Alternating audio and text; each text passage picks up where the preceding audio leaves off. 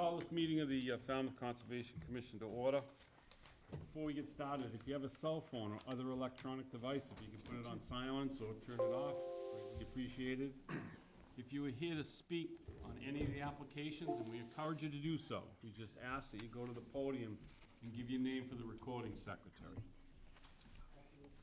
All right, first up tonight is vote minutes of November 6th. I've read the minutes, and I believe them to be accurate. Second. So we got a motion by Kevin and a second by Betsy. Any other comments or questions on the minutes?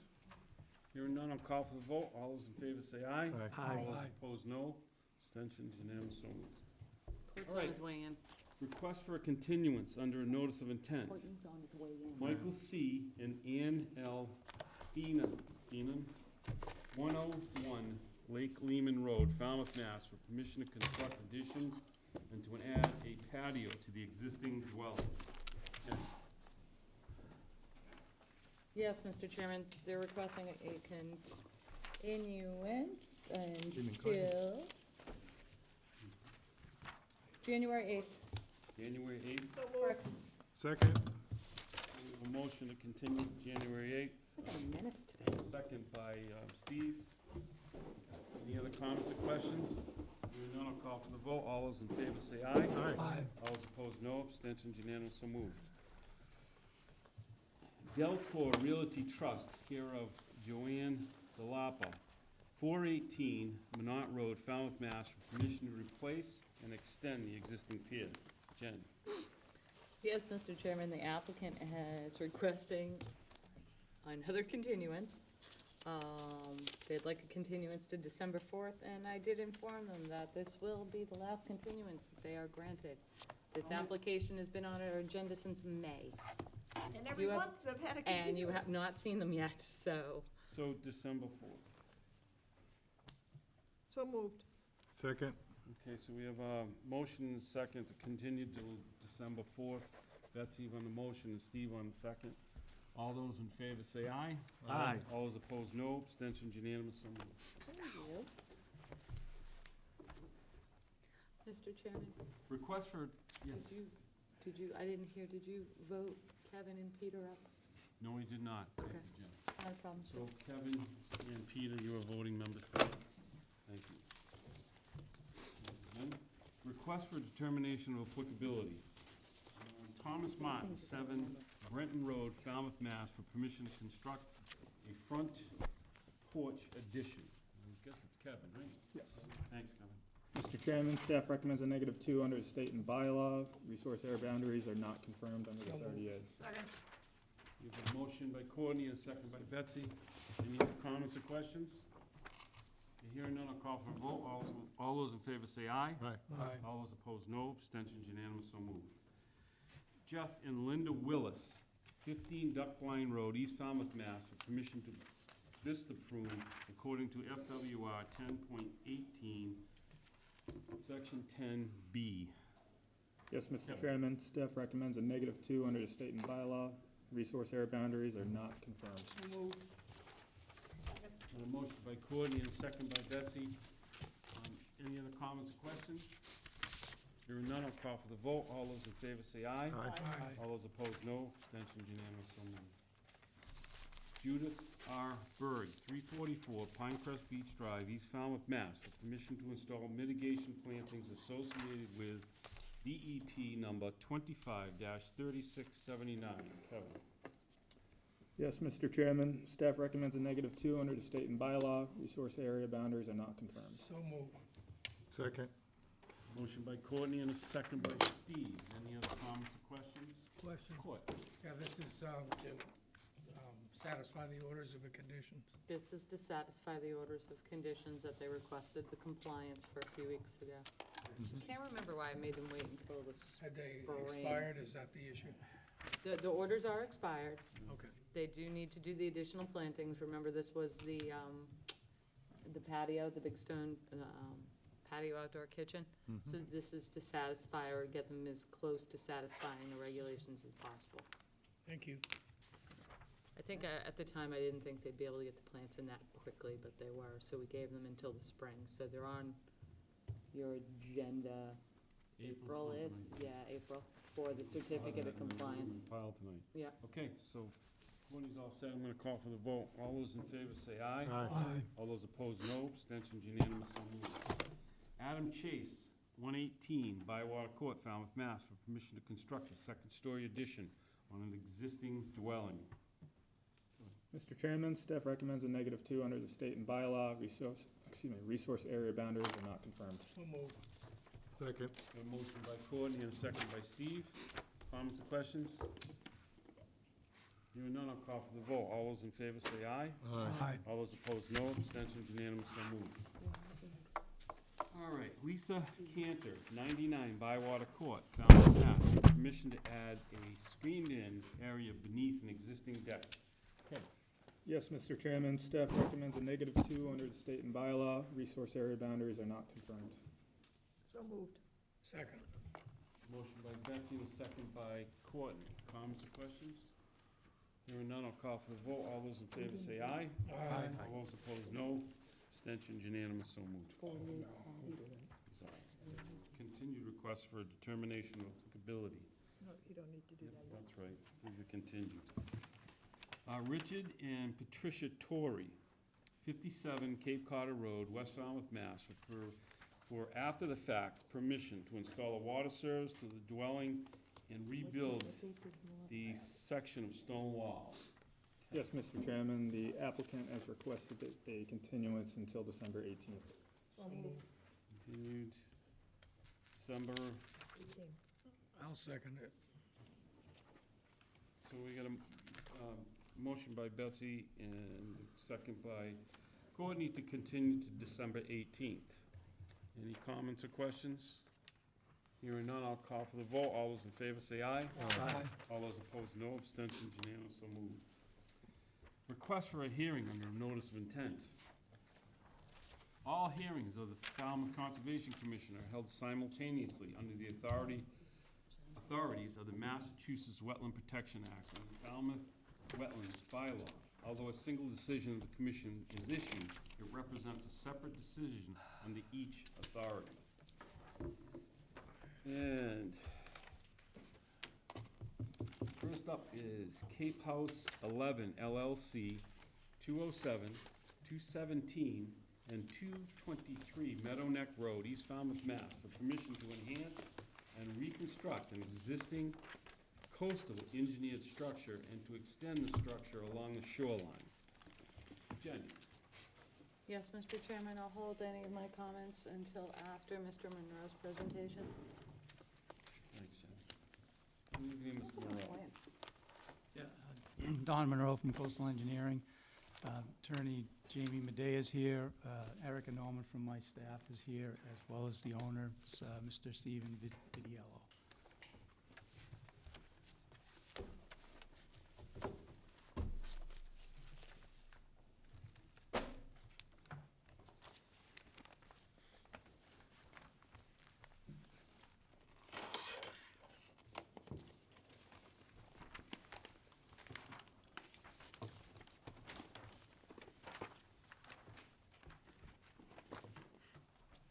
Just one thing, Mr. Chairman, Coastal Engineering sent a letter late today, some additional information. You all have the letter right in front of you. I think we emailed it to you, and then we put the hard copy in front of you for those that didn't get their email. Sorry about that, Don. That's okay, thank you. I'm just getting used to your system here. So first of all, yes, this is a project where there's an existing two structures on a piece of property off of Meadow Neck Road. Those two properties are pre-78 status. I'd like to go through a little PowerPoint, but first, under the performance standards, we've addressed the resource areas in this location as coastal beach, coastal bank, land subject to coastal storm flowage, and salt marsh. In terms of the performance standards for salt marsh, we'll make sure that we put silt fencing in between any of the work that would be done on the coastal bank, between the coastal bank work and the salt marsh, so we're not proposing any work in the salt marsh location. As far as the coastal beach goes, the work is primarily the permanent work is on the coastal bank. There'll be temporary impacts to the coastal beach due to machinery that would have to be on the beach. But after the project's completed, the beach would be regraded to pre-existing contours, and there would be also a beach nourishment component to the project, and we'll get to that later on in the presentation. As far as coastal bank goes, it is a vertical buffer to storm damage prevention as well as a sediment source. The pre-78 status to the homes gives them an opportunity to protect the home with a hard engineering solution.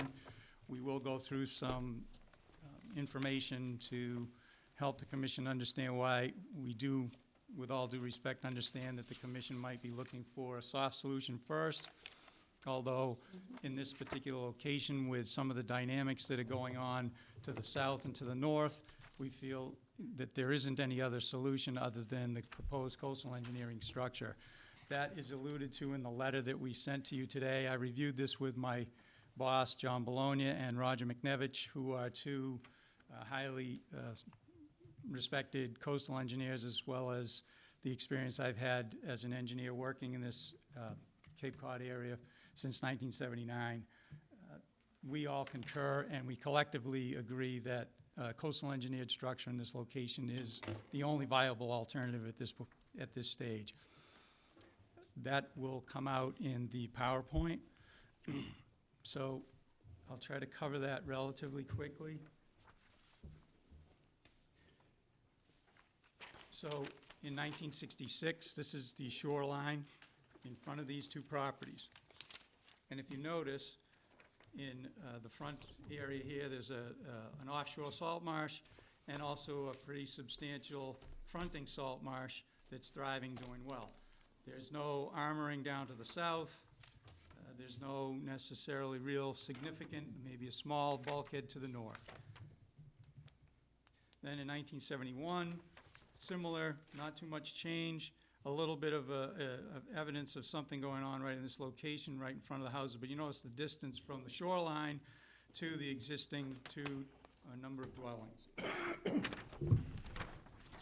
2001, we got a change in this location right here where the town of Mashpee connected this body of water to this body of water. There is a slight evidence in the aerial of armoring right here, but you can see the change in the shoreline is now closer to the existing dwellings. When I say shoreline, we're trying to use and mimic the CZM analysis of the location based on shoreline change, not based on top of coastal bank change. This is another aerial view in 2018. You can see that now the spillway is completely armored. There's a return armoring here. And then, lo and behold, sometime between 2001, the previous to 2018, the southern shoreline is now completely armored down to this point here. The bulkhead that is to the north has been rebuilt. Staff did find in our project narrative, the first one we submitted, that we were talking about some work that was done on this property. We were indicating that it was on this property in our narrative, but our research showed that we wanted to include this work and this orders of conditions that were issued for this property because we believe it's instrumental in the discussion about the subject property. So we should have stated in that particular narrative on, let's see if I can get to the right page. Give me a second.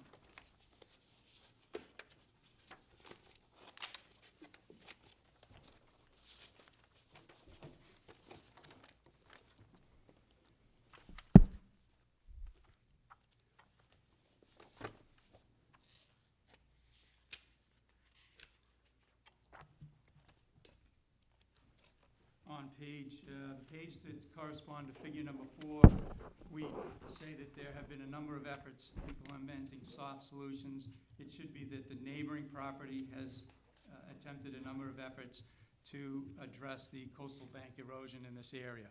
We feel that that's significant because that's a coastal engineered structure next door, and if it's needing repair, then that's an indication that there's a lot of wave energy that's being dissipated and delivered to this area. So that leads into our belief and our opinion that a coastal engineered structure is needed in this particular location for this subject property. In our analysis, we looked at the wind fetch to try to address and try to understand why in the last 3+ years there's been significant erosion in this particular property's shorefront. And in 2019, in October, there was a southwest wind event. It wasn't necessarily a storm event, but because it was directly south, it actually did a major amount of damage, and other storms previous to that from a southwest direction because of the wind fetch created some significant damage, which I'll show pictures for you, to you in a few minutes.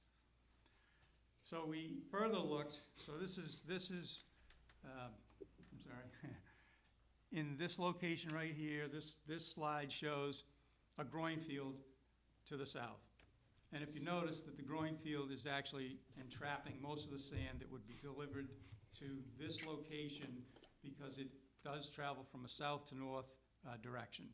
It's easy to understand that it's going south to north because of the shape of the lenses of the sediment that's being trapped on the south side of each one of these particular groins.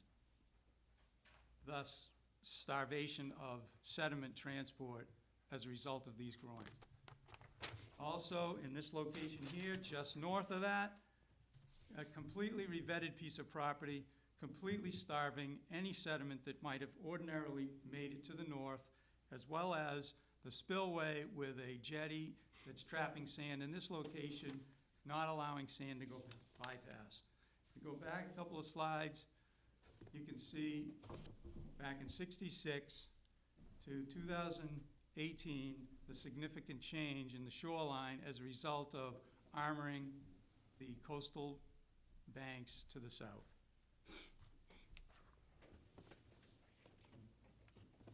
The area in this location is a flood zone, elevation 14. See, Woods Hole Woods Hole Oceanographic Institute has issued a document that talks about doing anything other than a coastal engineered structure in a flood zone is doomed to failure because those types of solutions are not appropriate for a high energy, wave energy location. That's found in this dealing with coastal erosion, the spectrum on erosion control methods. Fiber rolls typically should always be covered with sediment, as sunlight and wind can cause rapid degradation. In this location, it would be impossible to keep them covered all the time. That degradation would take place fast. The proper height is also important, so you have to be above the shore, above the wave energy, because the inundation can cause them to fail. So the next few slides are this is our engineering method of calculating the erosion rate when CZM is not available in a particular location. So this is the green line that you see right here is the shoreline based on the way CZM designates their shoreline when they do their transects. Then the next slide shows the progression from the green from 66 here to 2001 in front of the subject property. Then today's shoreline is the pink. So we've got further erosion. So from 66 to 2018, there's a dimension that we can use that goes from here to there, and we have the time frame. So the erosion rate in that particular location is 1.35 feet per year. So looking at the entire shoreline, as far as we can, so that you can get a good idea what's going on, less the groin field. Keep in mind the groin field is down to the south in this location below here. We've got complete armament all the way up to this location, and the subject property starts in this location, goes up to here, then there's a complete armament here with a bulkhead. It's significant to know that when you're analyzing a situation like this, because it's not just about the sediment transport, and it's not just about the subject property and its erosion and where the top of the coastal bank is. What's significant is that all the wave energy that might be delivered to this particular location, this whole site, if a storm comes from the north, then all the wave energy that hits a particular structure, especially a vertical face structure like a bulkhead, the wave energy is reflected and refracted down the line towards the subject property, which does not have any armament. Most of the storms that are really significant to this particular property, the subject property, are storms that come from the south. All the wave energy that would hit this area and the groin field to the south back in 1966 would have been dissipated by the landforms, which are all coastal beaches and coastal banks. But now, in today's current situation, all that wave energy, now travels and does no damage to this property, travels up and then takes a good deal of its energy and delivers it to this. So it's funneling most of the energy into this location.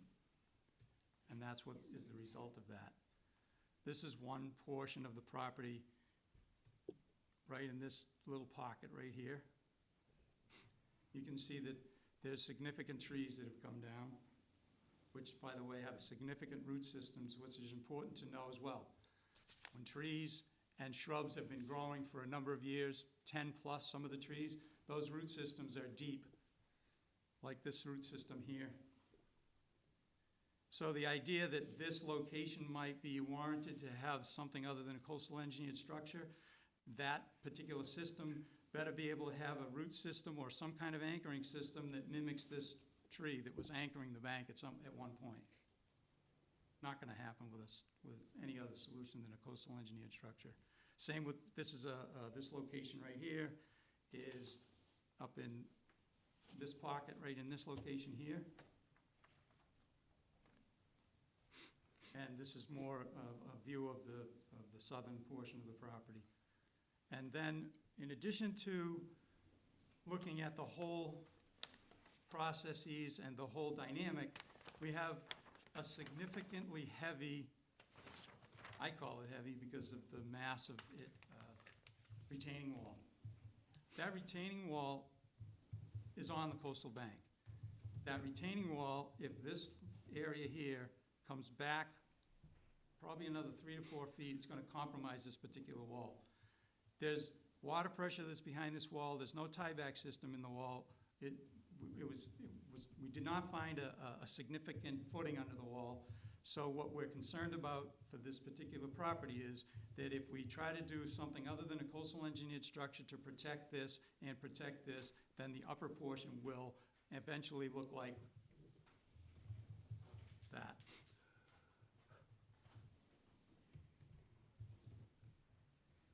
There were some attempts, I know they might seem, there were some attempts to address the concerns by the previous owner. There was a move of the building back away from the coastal bank. This was the old location, this is the new location. Currently, the current owner, Mr. Vidiello, has engaged and got a permit to do coastal bank restoration. You can see some of that restoration effort up in here. So there has been some effort to try to maintain the coastal bank, but the alarm went off when Mr. Vidiello saw that there were significant trees that he had lost that weren't lost prior to 2019. Questions? Jen? You all set, Doug? Yes. Oh, okay. Couple of things. I'm gonna respectfully disagree with Mr. Monroe regarding why the property on 207 was armored. I know Betsy, you were on the board, Courtney was on the board at that time. And we do have pictures for the other commissioners that we can show you the property. It was armored further towards this because the weight of the wall was not coming from the shoreline, it was coming from the top. So,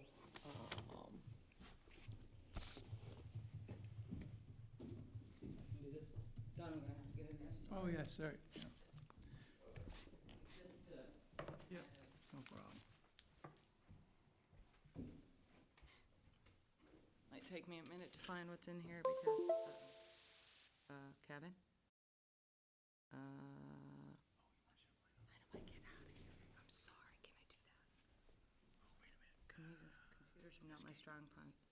Okay, perfect, thank you, sorry about that. Yeah, I think so.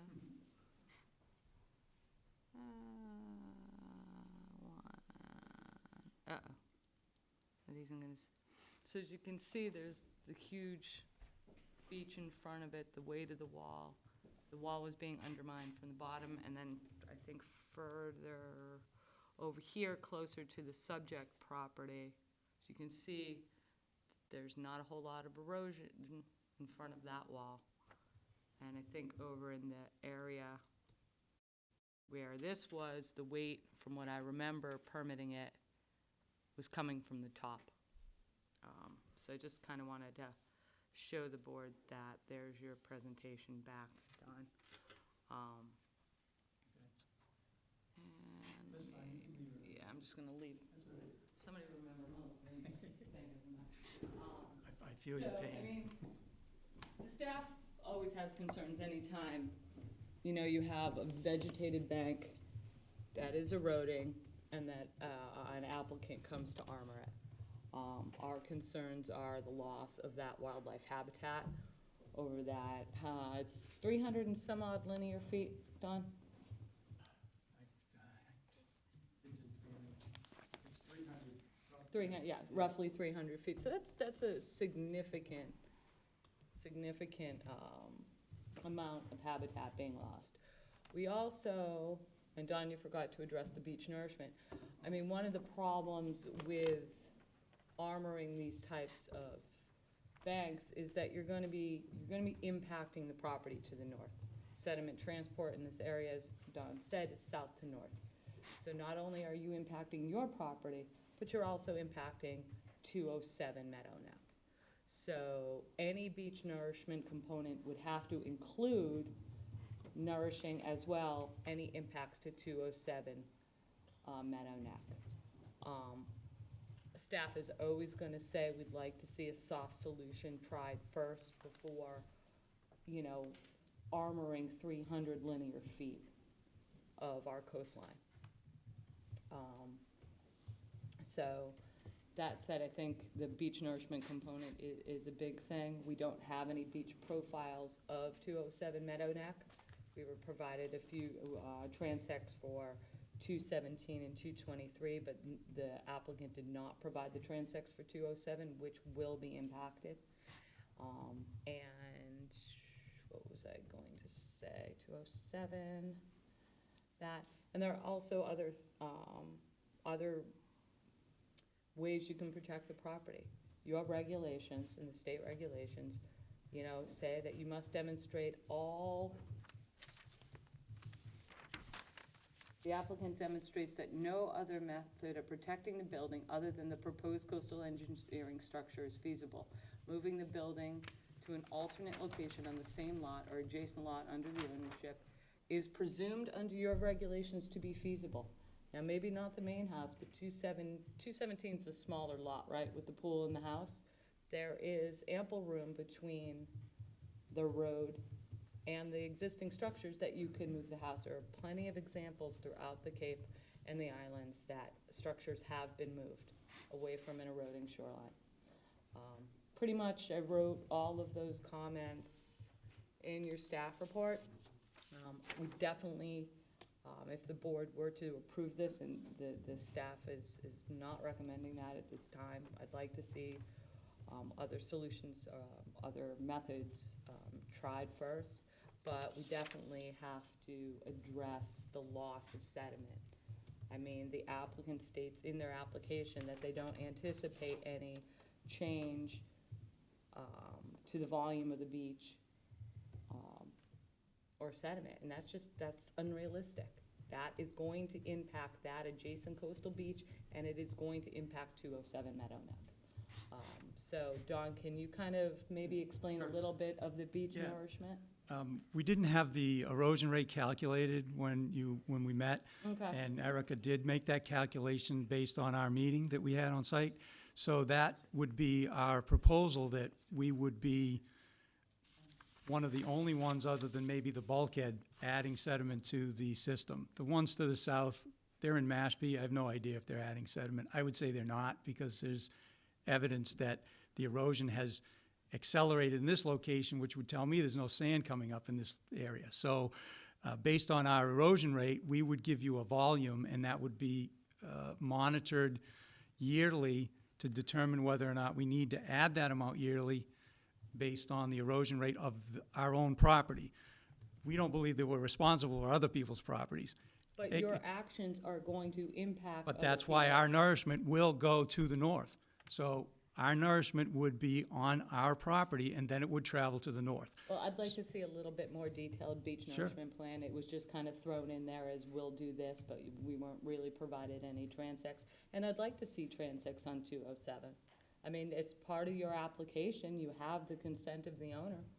It's part of your application, 207 is right in your application, Don. So I'd Okay. like to see the beach profiles on 207. And again, the staff is just concerned that no other method has been tried. All of the soft solution language in the application is not on this property. It was included, and it was just a tad misleading, making the board, I mean, and I know some of you asked me, you yourself, Mr. Chairman, I'm like, you know, what attempts were tried? There were no other attempts tried on this property. They were all north. So, you know, how are we going to replace the wildlife habitat lost? And I think you mentioned in your application, Don, that you were gonna be replanting the top of the armoring, but we didn't have we didn't see a planting plan in there either. So, I mean, that is going to be a big concern of the staff, is how you're going to replace that habitat that's lost and the sediment that is lost. And those pretty much, I think, were the big comments. Thanks, And Jim. I think they were just all, I quickly wrote them in your staff report, so Would you like to it's respond, pretty ma'am? much there. Indeed. Thank you. My name is Jamie Medea from Buchanan Associates, and I'm an environmental attorney. I work all over the state. I've been doing the Wetlands Protection Act and various local regulations for over 30 years. I was Governor Wells' General Counsel for Environmental Affairs. It was a great honor, and I thank you for your service, because I know it's laborious to volunteer every, Wednesday nights, every other Wednesday night. Oh, every Wednesday night. Every and Wednesday Sometimes night. Saturday mornings. With the site visits. So thank you double. I also want to thank your staff. Your staff is extremely detailed. I go to a lot of conservation commissions, and very, very detailed, very attentive, very, what's the right word? Advocacy-oriented for your policies. Unfortunately, one of my duties as a lawyer is to focus on the law as well as policies. And the law in the Wetlands Protection Act and in your regulations is extremely clear. That is, that for a pre-1978 structures, which these are, what one looks at is there any feasible alternative? And I also look, as a lawyer, at what do licensed experts say. Sometimes I represent towns, and I have to advise them. What do the licensed experts say if you're going to be making judgment calls? I have something I have gotten, I can't remember the last time I saw one. A letter from Coastal Engineering, and I've worked with a lot of different engineering firms. I have never gotten one from them before, and I've worked with them quite a few times. This one says, at its bottom, and I believe it's in front of you, in our professional opinion, There is no feasible alternative to the proposed protective coastal engineering structure. That is pretty intense, very explicit. It also goes on to say, and I feel it should be implemented as quickly as possible. When I saw, began working on this, I don't know, was it sometime in the spring, but after the August storms, that was intense. There was a photograph there that saw very long-term trees down and the boat sinking.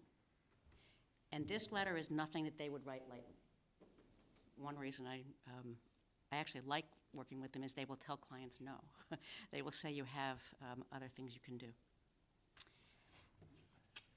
So I want to emphasize that while we're all facing climate change, and we are all facing tidal surge in increasing amounts, we are not all facing a home setting where to one side you have the town of Mashpee, it looks like with no objection from the Falmouth Town or Conservation Commission, completely armoring and changing to the point like I could stand in this conduit and a boat can go through it. It's a massive change. And on the other side, you have a revetment approved by this Conservation Commission. Your staff is absolutely right. It was approved for various reasons.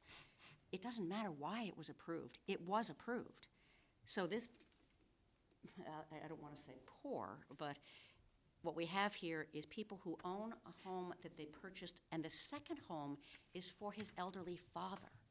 This is not a rental property. It's the family's gathering where the father stays there and has privacy to retreat when the nieces and nephews are raising a ruckus and in the pool, because they're of all ages.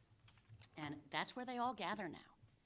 He came back from, if you don't mind me saying, from Florida, raised in the Massachusetts area, in Massachusetts, and came back to provide this for his elderly father. I'm looking at something I don't see very often, and I'm speaking to you just to say the law is clear.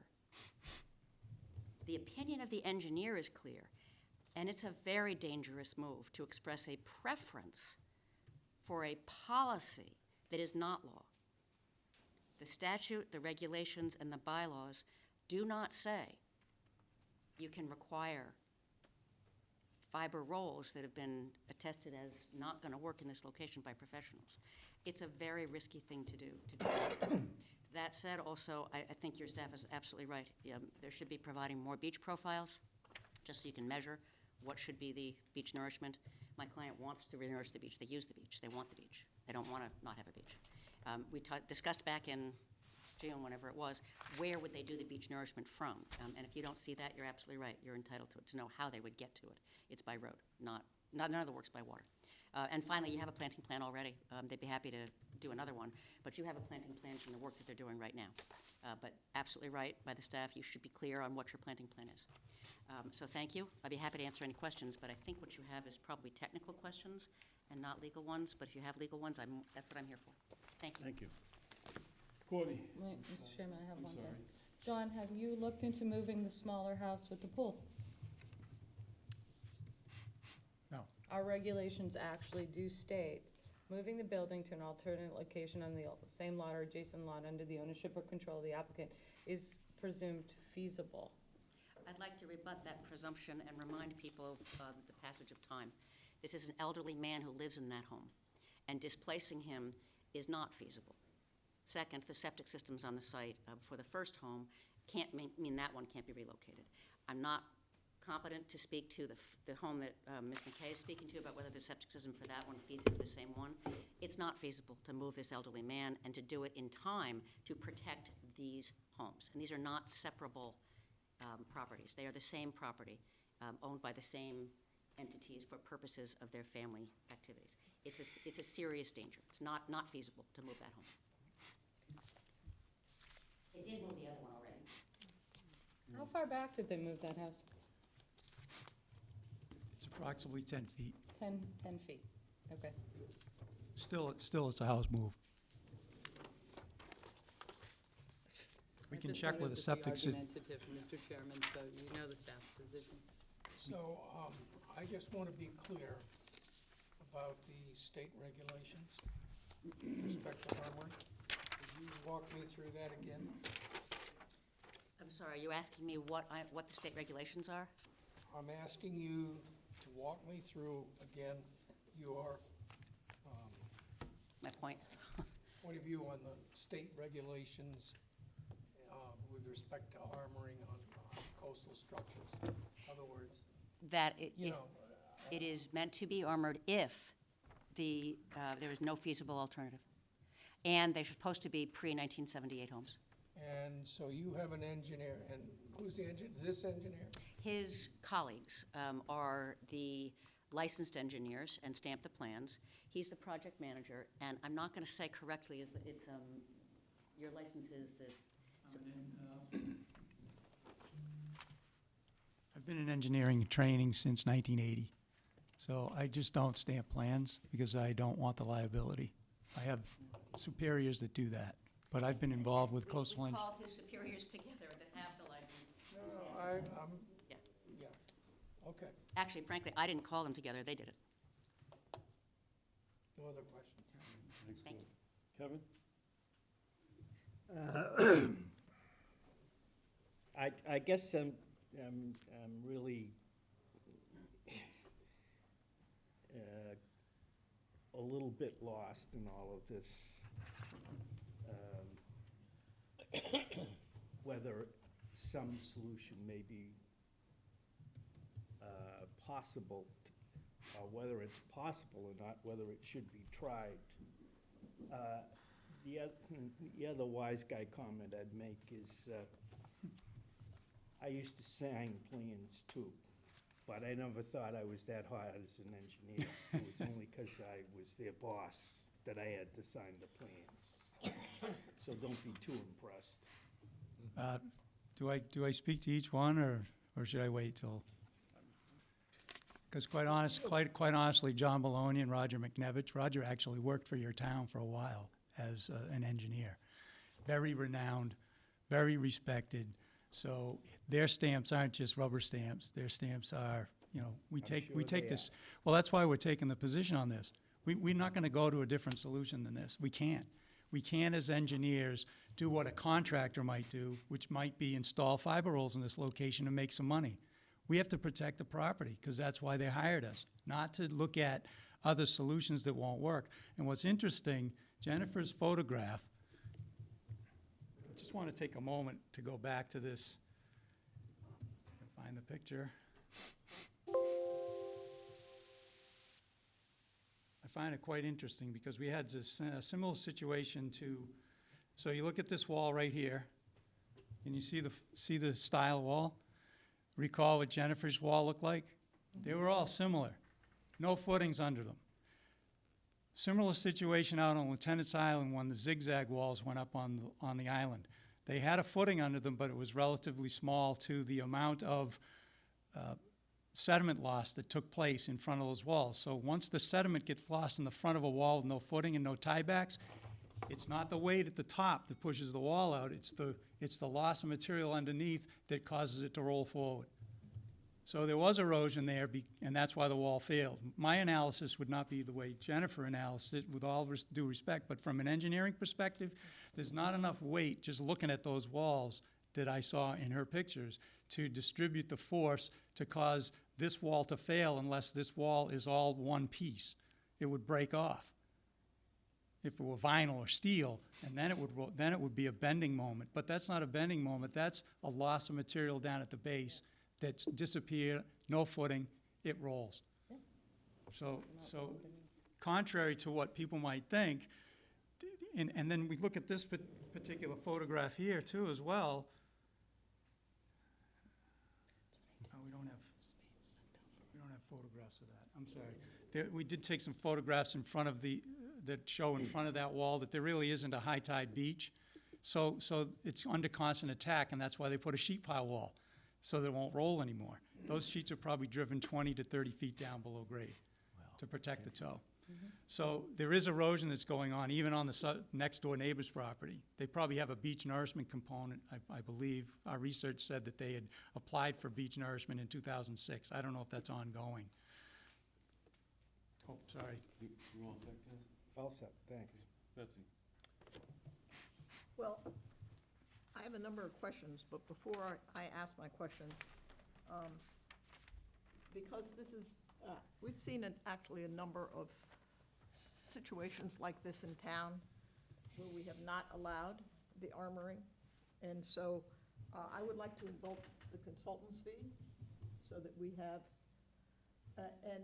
I realize, and with all due respect for you as an engineer, I happen to be a scientist, and sometimes the opinion of coastal scientists is also appropriate. You're absolutely right. If you armor it, it's going to give protection for a longer amount of time. However, you're also anticipating what the continual damage will be, which I think it would be more appropriate to have a coastal geologist. So I'm putting that on the table. Why did you, What particular consultant, Mr. Chairman, I'm sorry? we have the right to. Oh, I invoke understand a that. Special consultant. Right. Geologist? Is that what you said? A coastal geologist. Gotcha, okay. Why did you offer us two different plans? One of the particular approaches would be to keep the wall further out towards the beach than up against the existing wall that's on the coastal bank.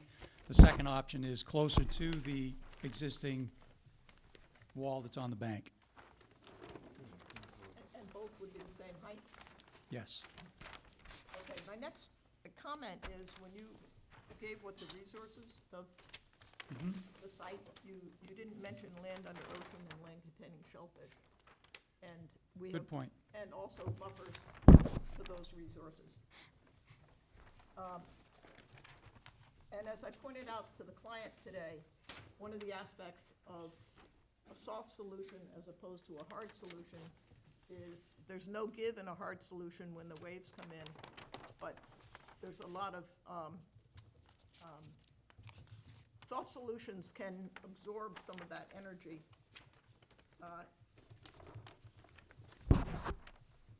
And to your comment, Jennifer wasn't referring to policy. We don't have policies here. We follow our regulations. And just like any regulations, the board interprets what the facts of the case are, and that we see whether it meets our regulations or not. And Jen didn't say this, but I am gonna say it. I think it's great that you're taking care of your dad, but we don't make decisions on any of our properties that come on who happens to live in the house at the time. It's what's gonna happen to that property. It's just based on what's happening to the property and what the effect on the environment is. Could you go to the one where you show, I think it's between 2006 and 2018, and you have a blue and red? Oh, yeah, hold on.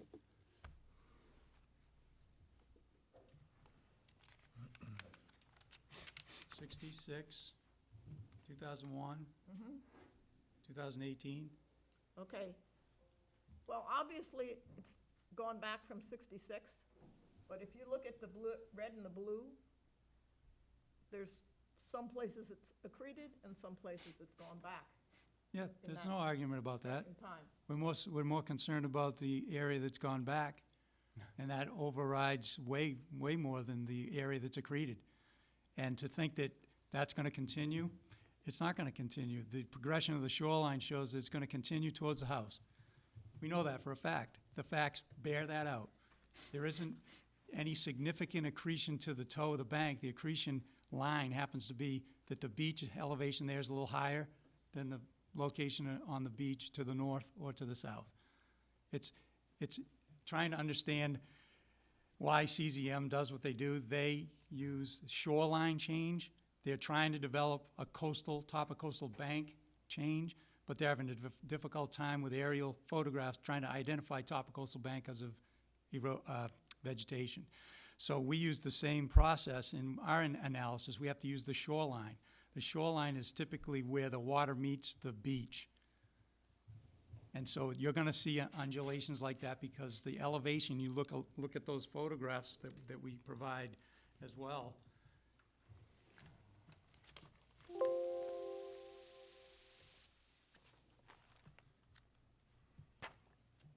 can see the scallop shape here. The elevation in this location is slightly higher than the location right in here. So that's gonna come up in the, but that's not indicative of, quote, the erosion. That's why we included the photographs. Well, it's just showing that the erosion isn't that much further back than it had been. Just the beach Just elevation. at the- That's basically, but if you look at this photograph right here, the actual erosion that's occurring, that's depositing the sand on the beach, that's causing the little undulations, that beach will flatten out over time. So 2020, when we come back and we do another shoreline view, we're gonna see another change if we don't have anything to protect the property as it stands right now, and that will be further landward. It's not gonna migrate, it can't migrate towards the water, because look at these original photographs that we have here. You had a fronting salt marsh in 1966. It's gone. Well, I agree from 66 to 2006 it's changed. But it that's- hasn't changed that much from 2006 to 2008. What has changed I went significantly, out there, I know what happened in the last couple of years. yeah, right here. I saw This, that.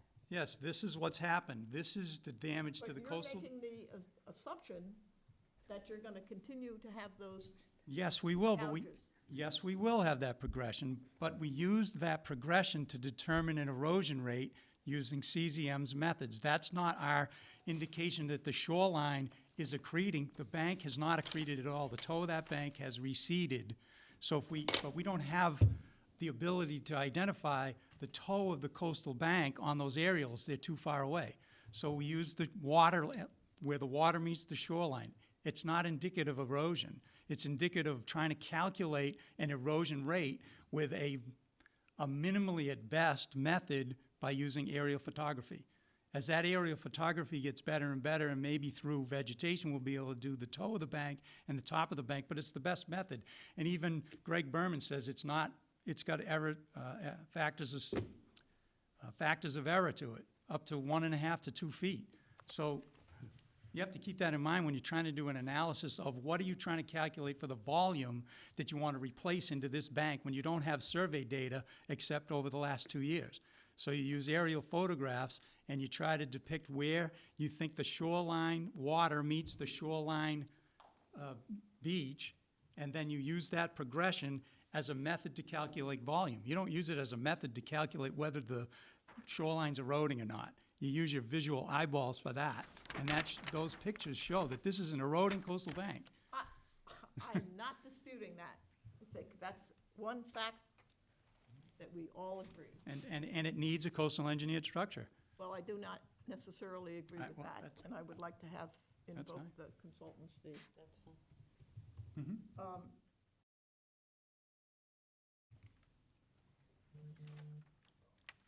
What does that mean, excuse me, what does that mean when your staff says that's fine? What do you mean that's fine? We'll take a vote on it, but she's just saying, that's fine, that's an option for you to do. Thank you. All set, Beth? Okay. Steve? I think I'm gonna start with what happened in Mashpee, and we had nothing to do with it. They don't consult with us when they, Well, I don't remember when the causeway revetment went in.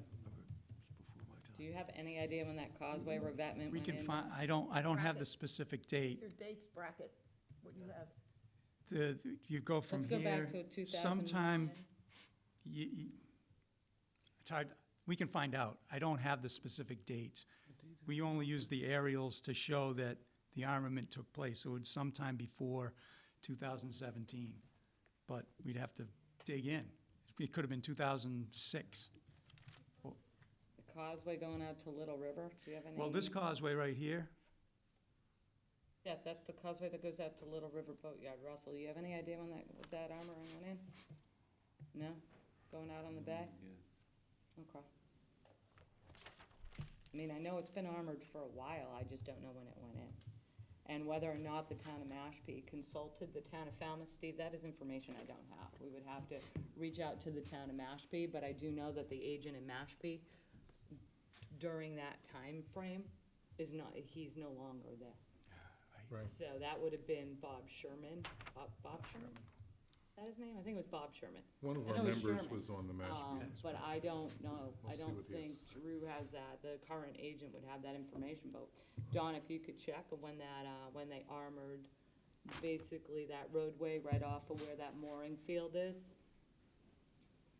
where the lovely sunken boat is in Mashpee right now, Okay. I think that was my old one. That's a huge culvert. Yeah, it is. That, you know, we can go into, Wondering Just what kind of work went into this engineering that? Respectfully, I took a look, around the first, just to get educated, excuse me, I don't mean to break your protocol. It was my question, I don't. Yeah. You can, it looks to me like it was done so that boats could go in and out. they can't go underneath that culvert. It's, Yeah, they can't. I think the road's there, I don't think they can go underneath, I don't think there's a bridge there. I used to drive that every day for the couple of summers, because my boat was moored right off of that mooring field. So I know that area very well, if it was anything, it I was don't probably mean done masted. for water quality. I- Yeah, whatever its purpose, I saw them going through, not masted boats, you're correct. no, I am not here to the little one. figure out why that cover was put in. I know only that it was, and that from nothing I could find did this I couldn't get my body object to that for what its impacts were. It doesn't matter. It's there as a fact right now, as is the armament to the other side, and is a fact attested to by everybody else in the room that I'm sure you can The see for reason for yourselves. my question, thank you Yeah. very much, were they required to provide any beach nourishment? It's clear that they've impacted this property dramatically over time. I don't know what a soft solution would be, to be honest with you, after being out there a couple of times, just because I was surprised at what I was seeing. And I just don't know how the impact on 207 is not important to me, as is the impact of this barrier that has created that without apparent understanding of its impact to the north. And I don't argue with having an expert look at it, because I have, other than armoring it, I don't see any way to correct this problem. Thank you. Peter? I have a question, maybe it's more legal than engineer, but the regulations, Falmouth Wetlands Regulation 10.30, paragraph 5, referring to the bulkhead revetment, seawall, and so forth, it is troubling me. They have 3 parts. Actually, a general part that says if you don't have a old structure with some dates, forget it, skip to other sections. And then section A says that the engineering structures shall be designed and so constructed to minimize using best available measures. I have no problem with that. I'm going to have B for the last thing. C is the best available measures utilized to minimize adverse effects on the nearby. And I'm comfortable with that. But B is a problem, and it says the applicant demonstrates that no method of protecting the building other than the proposed coastal engineering structure is feasible.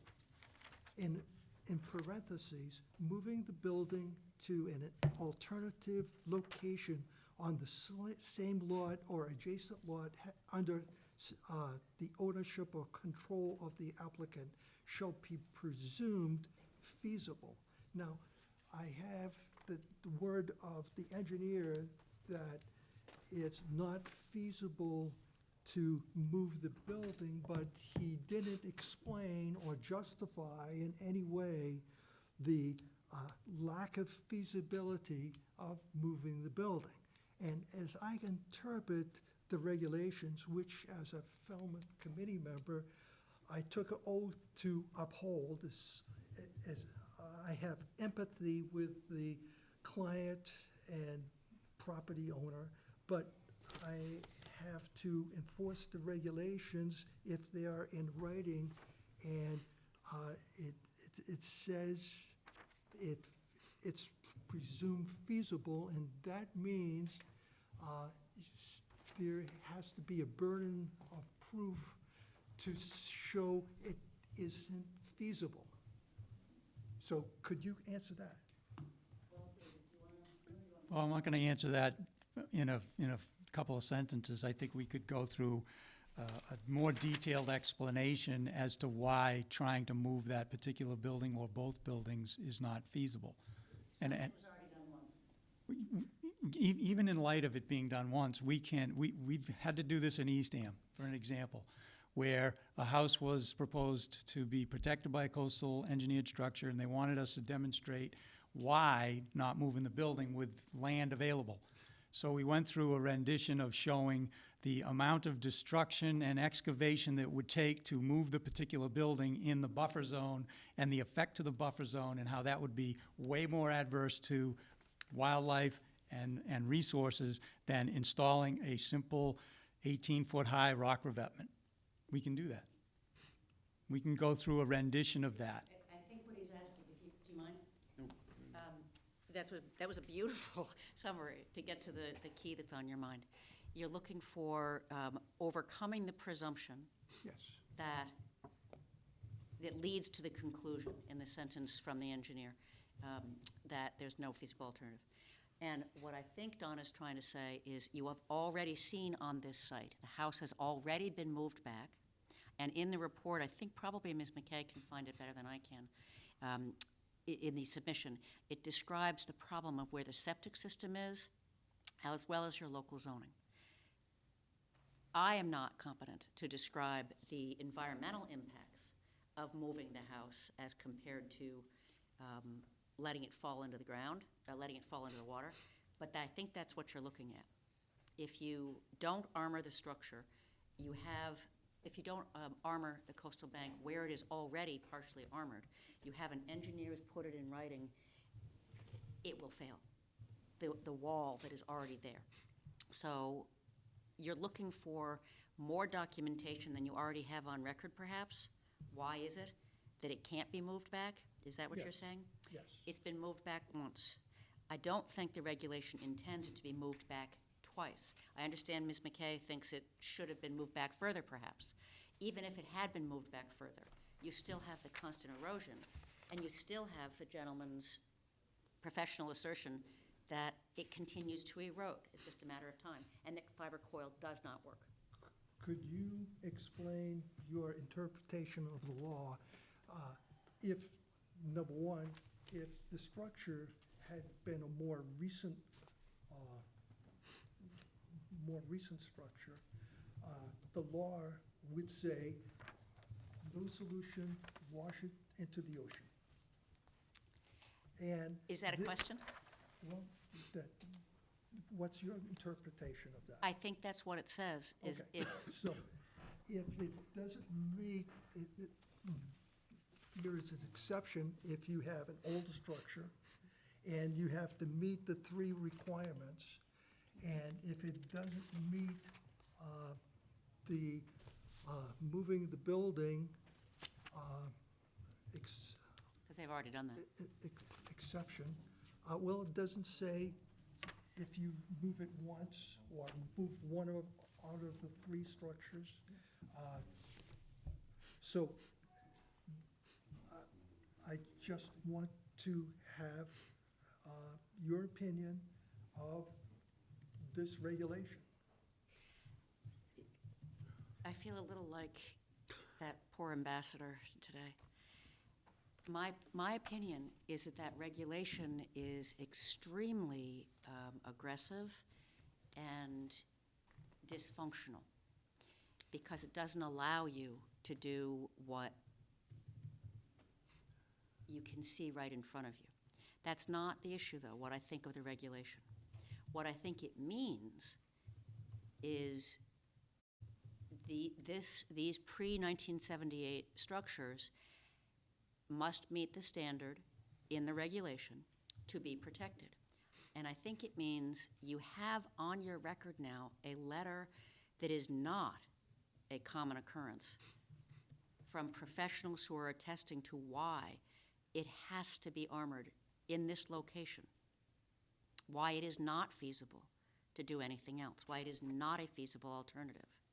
And I think the regulation makes it extremely dangerous for local conservation commissions to go against that professionally licensed judgment and say, well, we think there are other things to do it, and then have the houses fall into the ocean. It is not a small risk in this particular location. I don't mean your entire town. You have many other places where Ms. McKay has seen the fiber rolls work just fine. That is not what is going to work on this site. And unfortunately, I think the reasons are previously approved human alteration. Does that answer your question? Yes. Thanks, Peter. Mark? Yeah, I'd like to make some maybe editorial comments about what's going on here. We talk a lot about soft and armoring and thinking about that they're really different, but they really aren't different as far as our standards are concerned, in that we can't allow the source of sediment to be cut off, period. And if you choose to put a revetment, you've got to do something else. If you put a core log structure, you still got to do something else. You can't just put soft core logs and say, we're all done, because that doesn't do the job. Core logs are just like an armored revetment. They stop any flow of sand from the hill into the water. So you've got to replace the sand. We concerned somewhat about other effects like wave reflections off of core logs. Core logs are soft. You can imagine something wishing in the water like this and not reflecting waves, whereas a revetment is hard as a rock, and it does. Well, in fact, that's not the case. Revetments that are appropriately designed do not offer any, it's proven and well documented, do not have any wave reflection issue on the beach below, period. You may think about Lynn or what's the other place? Up there, Hull, where the wall is like this. Well, sure, that wall is terrible. But a correctly designed revetment, such as this is designed, sloping with graded sides, does not adversely lead to reflections on the wave reflection back on the water. Now, as far as whether a so-called soft solution would work, you have your comment from a coastal engineer. I spent a lot of time in this town looking at properties on the water. And I've got probably 10,000 pictures of properties that have been protected with various ways, many of them with core logs. And my experience in Falmouth has been that the core logs, which are on an east-facing slope, generally tend to last a little bit. Now, you recognize core logs are, I don't know if guaranteed or warranted as anything, but they're reported to have a lifetime of 3 to 5 years. And if you're lucky, you may get a little longer, but you're gonna have to replace it. So once you've done all the work to do this, 5 or 8 years afterwards, you're gonna go in there with the machine and do it again, which is disruptive on whatever plants you manage to get going. They're gone again. The one property I know in this town, which is a southwest-facing core log protected property, was done in 2016. The logs are failing. The wall has to be replaced. That's just the fate of these things. What I'm saying is I completely concur with your expert's report that says in an active area, core just doesn't cut it. That's my only comment. Mark, I got a question. You were on the Mashpee Conservation Commission, correct? I was. Do you recall any of that? That was done before I was on the commission. I'm So sorry to how say. long When were you ago? on the Mr. commission? Oh, it could have been, well, I was only on like from 12 or 13. Okay. Couple of things, Mr. Chairman. I'd still like the applicant to address the habitat loss.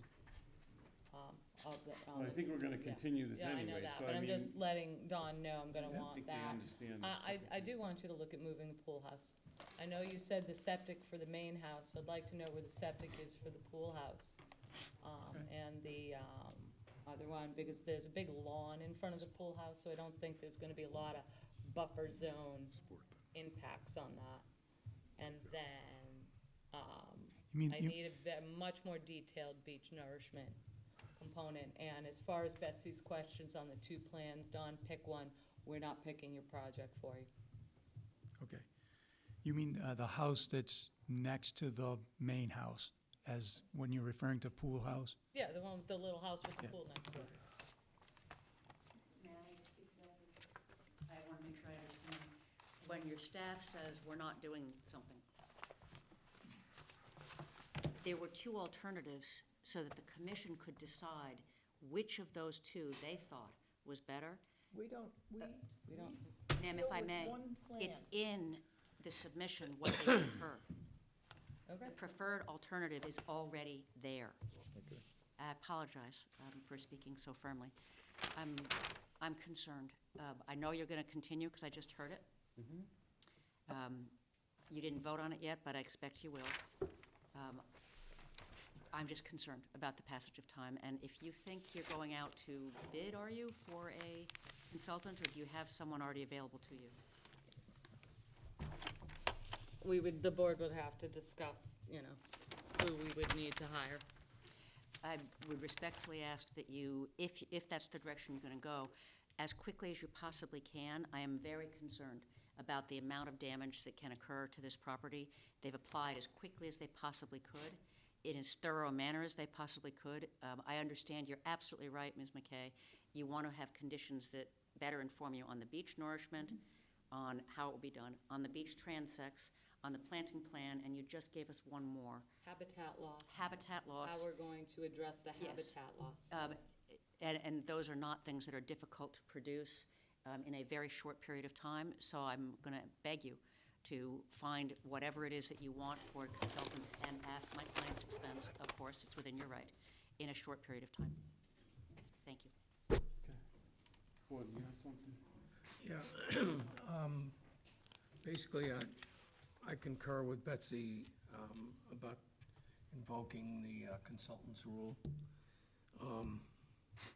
I know a lot of our attention has been preoccupied with a man-made tempest in Washington recently, but there's another big story in the news, and that's the record flooding in Venice. And that's a warning. You know, every conservation commission in the Commonwealth of Massachusetts and all up and down coastal areas throughout the world is gonna be wrestling with issues of coastal erosion and sea level rise and these sort of things that go far beyond the scope of what we're dealing with tonight. What we're dealing with tonight is a symptom of this. And, you know, I'm not a scientist. I'm a generalist. I'm a builder. I'm a, you know, that kind of thing. And so I don't doubt for a moment your professional expertise. Thank you. You know, but I want to have a second opinion. And I think it's important in this situation that we walk into this with a comfort zone. I'm not opposed to the hard solution here, but I want to have a comfort zone with it. Listen, you got something else? Yeah, You're I moving just, on. I just want to quickly remind people that conditions can change all the time, and in fact, not every house has convinced the Conservation Commission that they should armor, and I'm gonna talk about Chappaquiddick Island. There was a large house on Chappaquiddick Island, and they wanted to armor, and they could have allowed them to armor, which would have totally altered the dynamics of that area forever. But they moved it. They moved the whole, it was a $10 million house, and it probably cost $2 million for them to move it back. And the little gap in, what's the name of that harbor? Edgartown Harbor. Yeah, well, no, but there's a gap in the outer part. Come on, somebody knows. I know what you're saying. Katama Harbor. That closed up again. It opened up in a storm, And close. started eating away.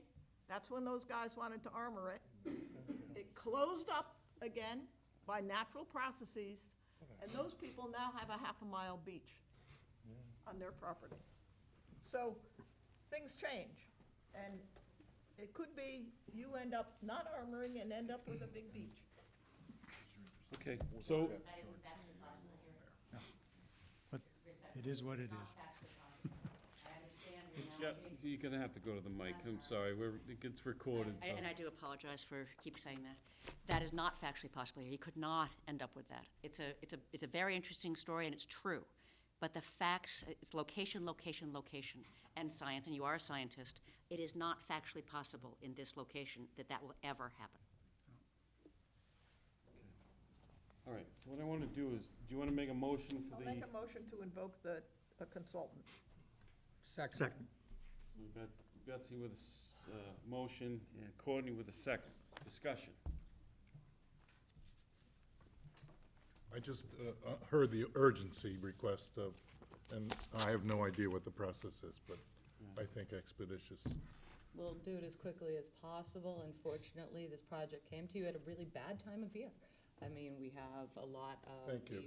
We don't have a meeting Christmas, we don't have a meeting New Year's, so we'll get it done as quickly as possible, but it's not gonna be before the new year. I mean, we can get out, What? we need to discuss, the board needs to discuss it. I need to compile a list of, consultants. I need to submit the documents to them. I need to get a cost estimate back. You need to Does that vote go on it. through procurement also? That I need to check with the finance director on, so, I mean, I need to just talk this through. We haven't done this in a while, so. I mean, we meet the 4th, you meet the 18th.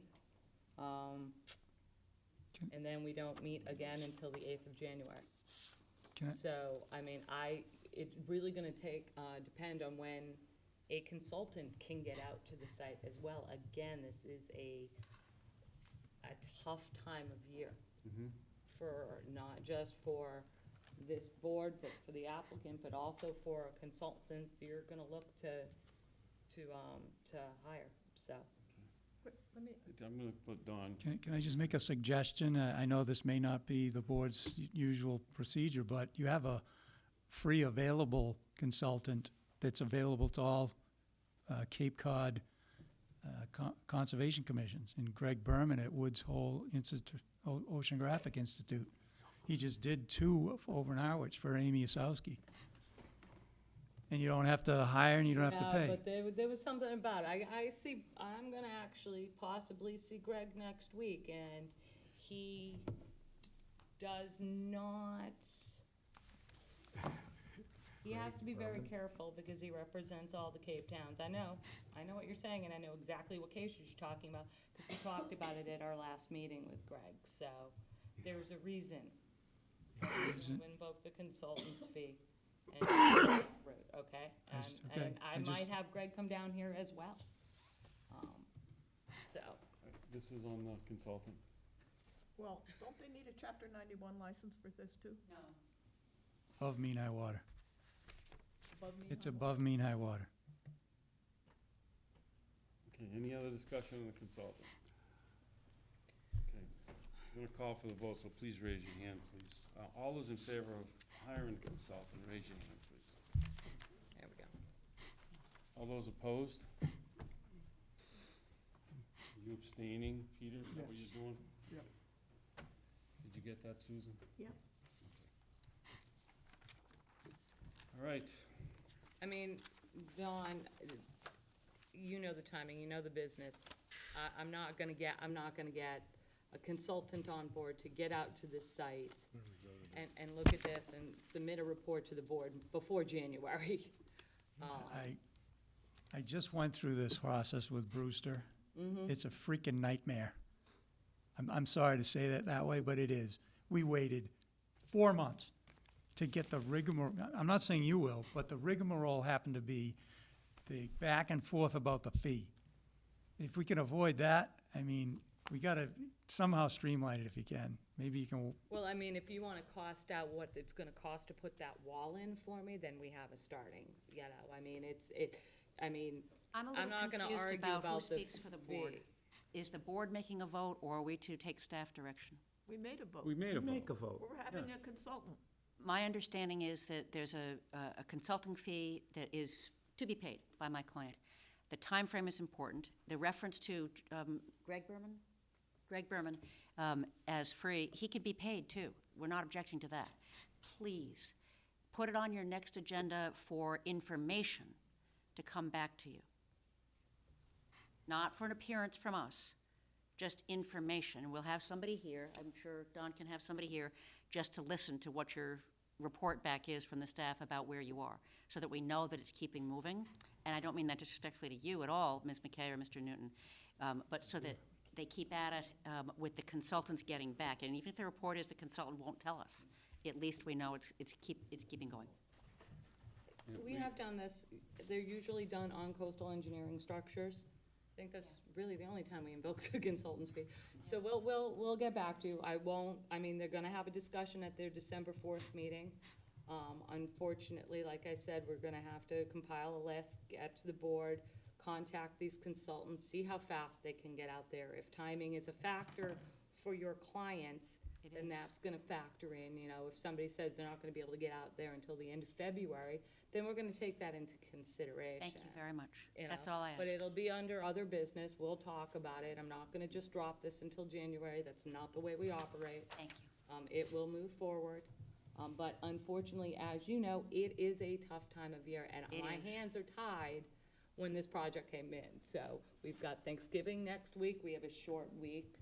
I understand. The board doesn't meet on the 13th, the 11th of December, so we're off, so it'll be on the 4th, it'll be on the 18th, and then they're not meeting again until January 8th. And I doubt we'll get anybody out to the site before then, but maybe we will, Thank you. I hope so. okay?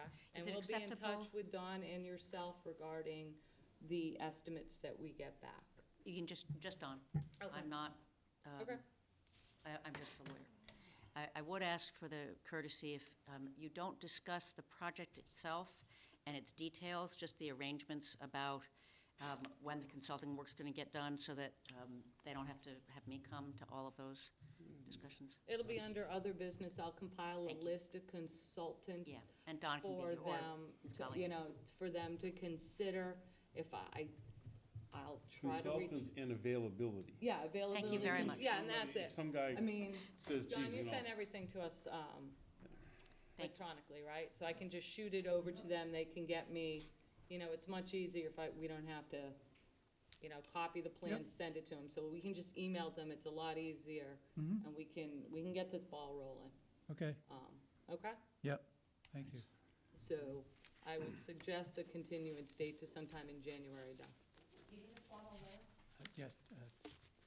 Well, Is the email okay that Yep. we agree to formal continue? letter No, for he'll what? Just just tell us make. when he We'll- wants we'll- to continue, and we'll vote. yes, to continue to January 8th, is it? Eighth, that's what you're I requesting? think that's our, hang on, our next one will be January 8th, 15th, 22nd, and 29th. The 8th. Just Eighth, ask for the okay. 8th. Yeah. The I mean- request of the applicant, Wait a minute, before I go there, wait a minute. So January 8th, there won't necessarily, but we can provide you with the things that we You can had. provide us with the thing, Yes, and, all right, so and the 8th. obviously, you're gonna wanna have time to review their report. I'm assuming that when the consultant goes out to the site, Don, that you're gonna wanna be with us. I would like to be, Yeah, yes. I mean, Yep, I'm sure. assuming that, I'm Yep. assuming we're gonna have a big site visit out on the site. Yep, Um, okay. Okay, already out on Meadow Neck, but I mean, All right. like I said, we don't do this often, but when we have, that's usually the protocol we follow, is that we'll invite, obviously, yourself, your clients, whomever you would like to be on site, you're gonna want time to analyze their reporting. I mean, I would say go to January 8th as kind of a placeholder, but if we have to, we need additional time, or you need additional time, you know, we can address that closer to the January 8th hearing, so everybody doesn't have to come back down to Falmouth. Does that sound reasonable? Yes. Okay. Can I get a motion to Thank you. continue January I 8th? make a motion to continue this to January 8th. Second. Okay, I got a second from Peter. A motion by Betsy to continue to January 8th. All those in favor say aye. Aye. All those opposed, no. That's you. Abstentions, unanimous, so moved. Thank you. Thank you, have a good night. Thank you. Safe trip back. Oh, I just got the worst paper cut. Ow. All right, the next up is 101 Lake Lehman, but they're continued, right? Yep. Okay, so then we have John Noonan III, 48 Patee Road, East Falmouth, Mass, for permission to construct a second story to an existing single-story dwelling, construct new decks, remove part of the driveway, and to install underground utilities. Jen?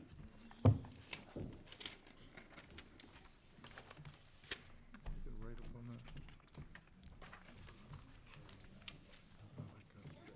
Hey, my little magic muffin. That's mine. I'm leaving for here. Hang on, let me get this one out of here. So they don't get all jacked.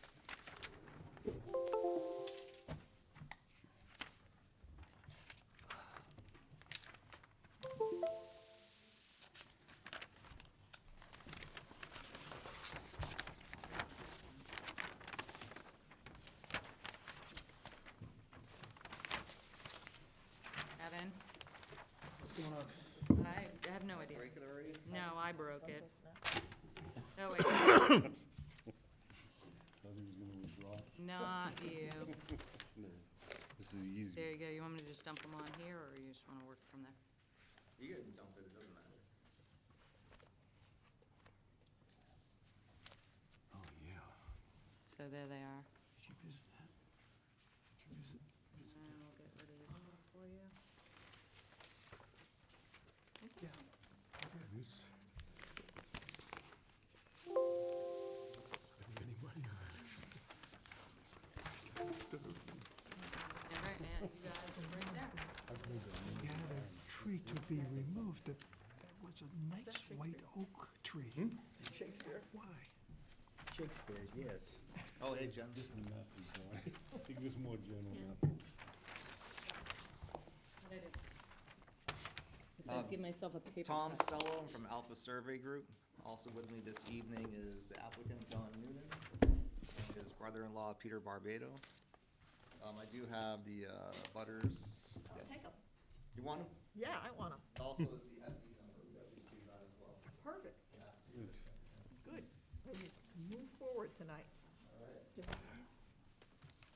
The project is located off Patty Road, and it's on Mirrors Pond. There are two resource areas on the subject property, land underwater, which is Mirrors Pond, and also an inland bank. Bob Gray of Sebacia Incorporated actually delineated the wetlands, and he determined that there was no bordering vegetated wetland on the site. The applicant is proposing to construct a second story on the existing foundation, as well as two small decks, a proposed walkway, an expansion of a driveway at the top of the property.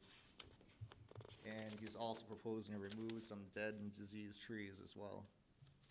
As part of the proposed activity, he's also gonna remove, part of the lower driveway, a brick walkway, and some steps. And as a result of all the activity, there's gonna be actual net loss overall within the buffer zone. There was a septic inspection performed, and the results came in after we submitted the application. It was discovered that there was no septic tank on the property, it was a cesspool. And so we are gonna have to submit a revised plan showing a proposed septic tank. And I believe we'd have to continue this meeting. Yeah. So, if you have any questions, I think I covered everything. You guys have any comments? Jane? Yes, Mr. Chairman, we've met with Alpha Surveying a couple of different times to go over, since it was the first time that I remember the company being before this board. So we've met with Tom, what, twice now? Once? Yeah, a couple times, I Yeah, think, a couple times. Just to kind of go over the board's requirements. We caught this at a building permit level and informed the applicant they did need to come and file with us. We did make sure that structural, you submitted the structural engineering. Yeah, that's part of the application. Yeah, I know The how letter you feel from the about that, structural Courtney. engineer. You want that? We even got one for the RDA earlier for you. That's good. So, I mean, we've gone over the plan, it seems fine with us, the calculations seem fine. The only thing is today we heard that there's the cesspool on the site as opposed to the septic tank, so we did inform Alpha Surveying that change is gonna have to be on the plan and a continuance is gonna be required. Too bad. Too bad, I found out this morning from Scott again, so. yeah. Mark, No comments. Peter? I have a question about the white oak near the waterfront by the little fence, and it's marked with a orange ribbon, and it's marked on the plans as to be removed. Is this the one right here? Yeah. Yes. What's the logic of removing that tree?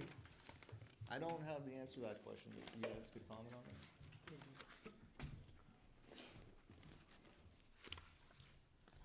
Is that the tree that is standing, Yes, or is that the one that's laying in the water? the one that's standing, and it's a white oak. My name is John Noonan, and the intention is to, losing the word, Vista prune? Vista prune that one. That one there. There's actually two of them. There's one to be Vista prune and the other one is to be removed. There was, yeah, I have a plan. You have it as removed. It's a 14-inch white oak.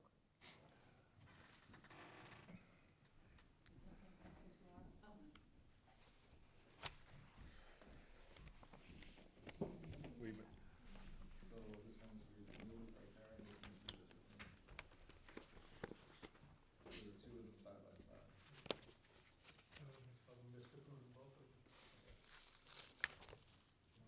it would be fine to Vista prune both of them. I didn't realize there was one that was to be removed. My mistake.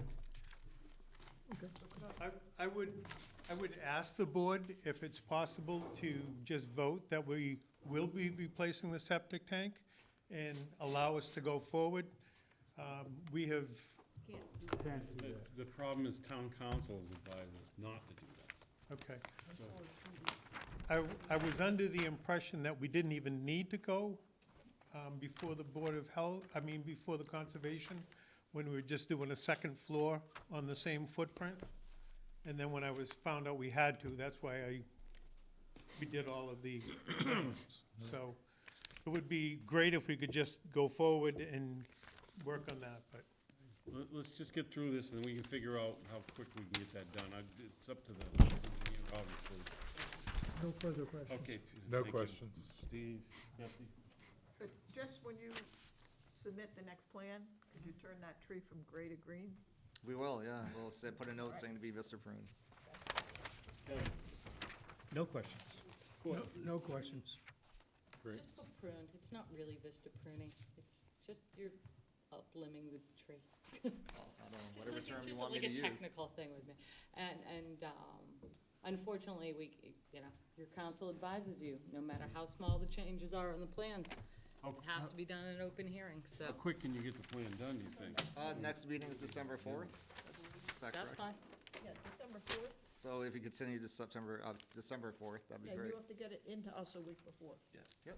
So at the request of the applicant, I move to continue to December 4th. Second. We have a motion by Betsy and a second by Courtney to continue to December 4th. Any other comments or questions? Any public comment? Yes, sir. I'm John Benoit. I think part of this You have is, to come to the microphone, sir.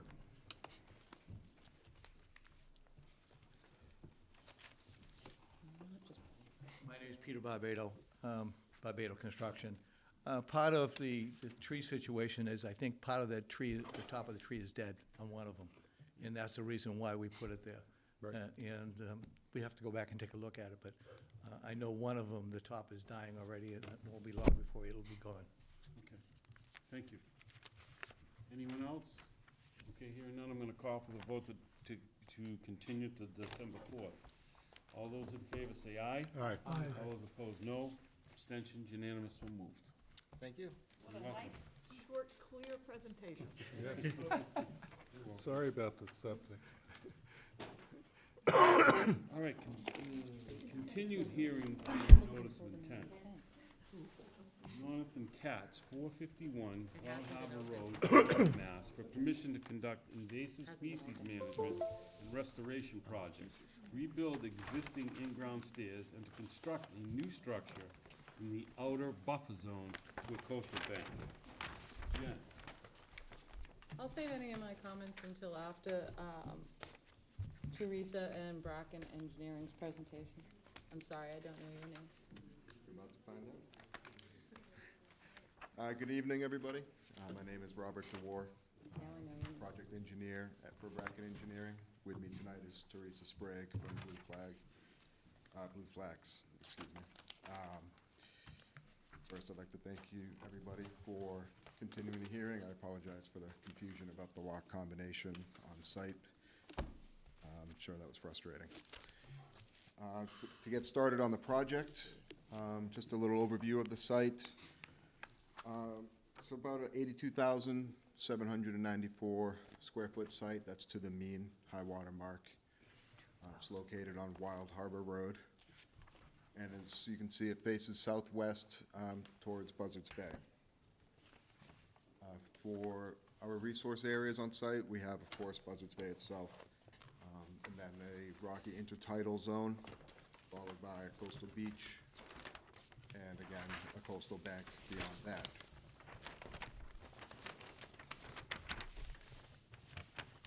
Back in May, we had an RDA approved to begin work on the house and work associated with this project outside of the 100-foot buffer zone, and work has begun there.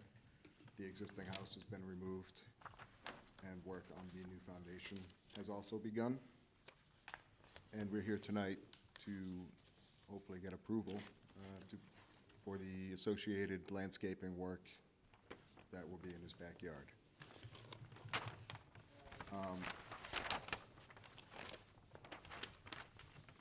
In terms of work within the 100-foot buffer, Teresa will speak more on the vegetative nature of that. But we do have a small area of hardscape, being a small portion of stairs that extends from the patio and rock wall above down to within the 100-foot zone. This is approximately 5 square feet. And we are proposing to mitigate that area. And then also, along with the vegetation, we are proposing a small amount of grading in the backyard to flatten out the area of the proposed lawn.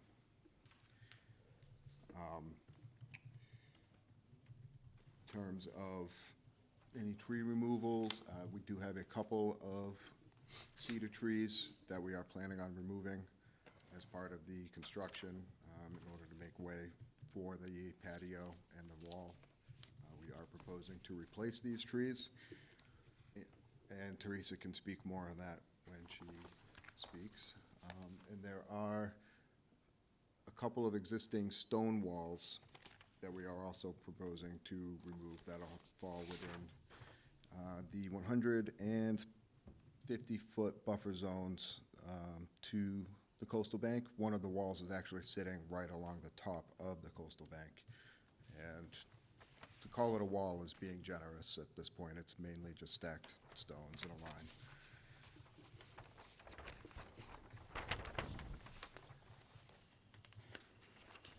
In terms of other work beyond the 100-foot buffer zone, within the Zone B and the Zone A, largely that is just going to be restorative work for invasive species. And at think I'm gonna let Teresa speak more on that, as she has done the landscaping plan and the restoration plan for this.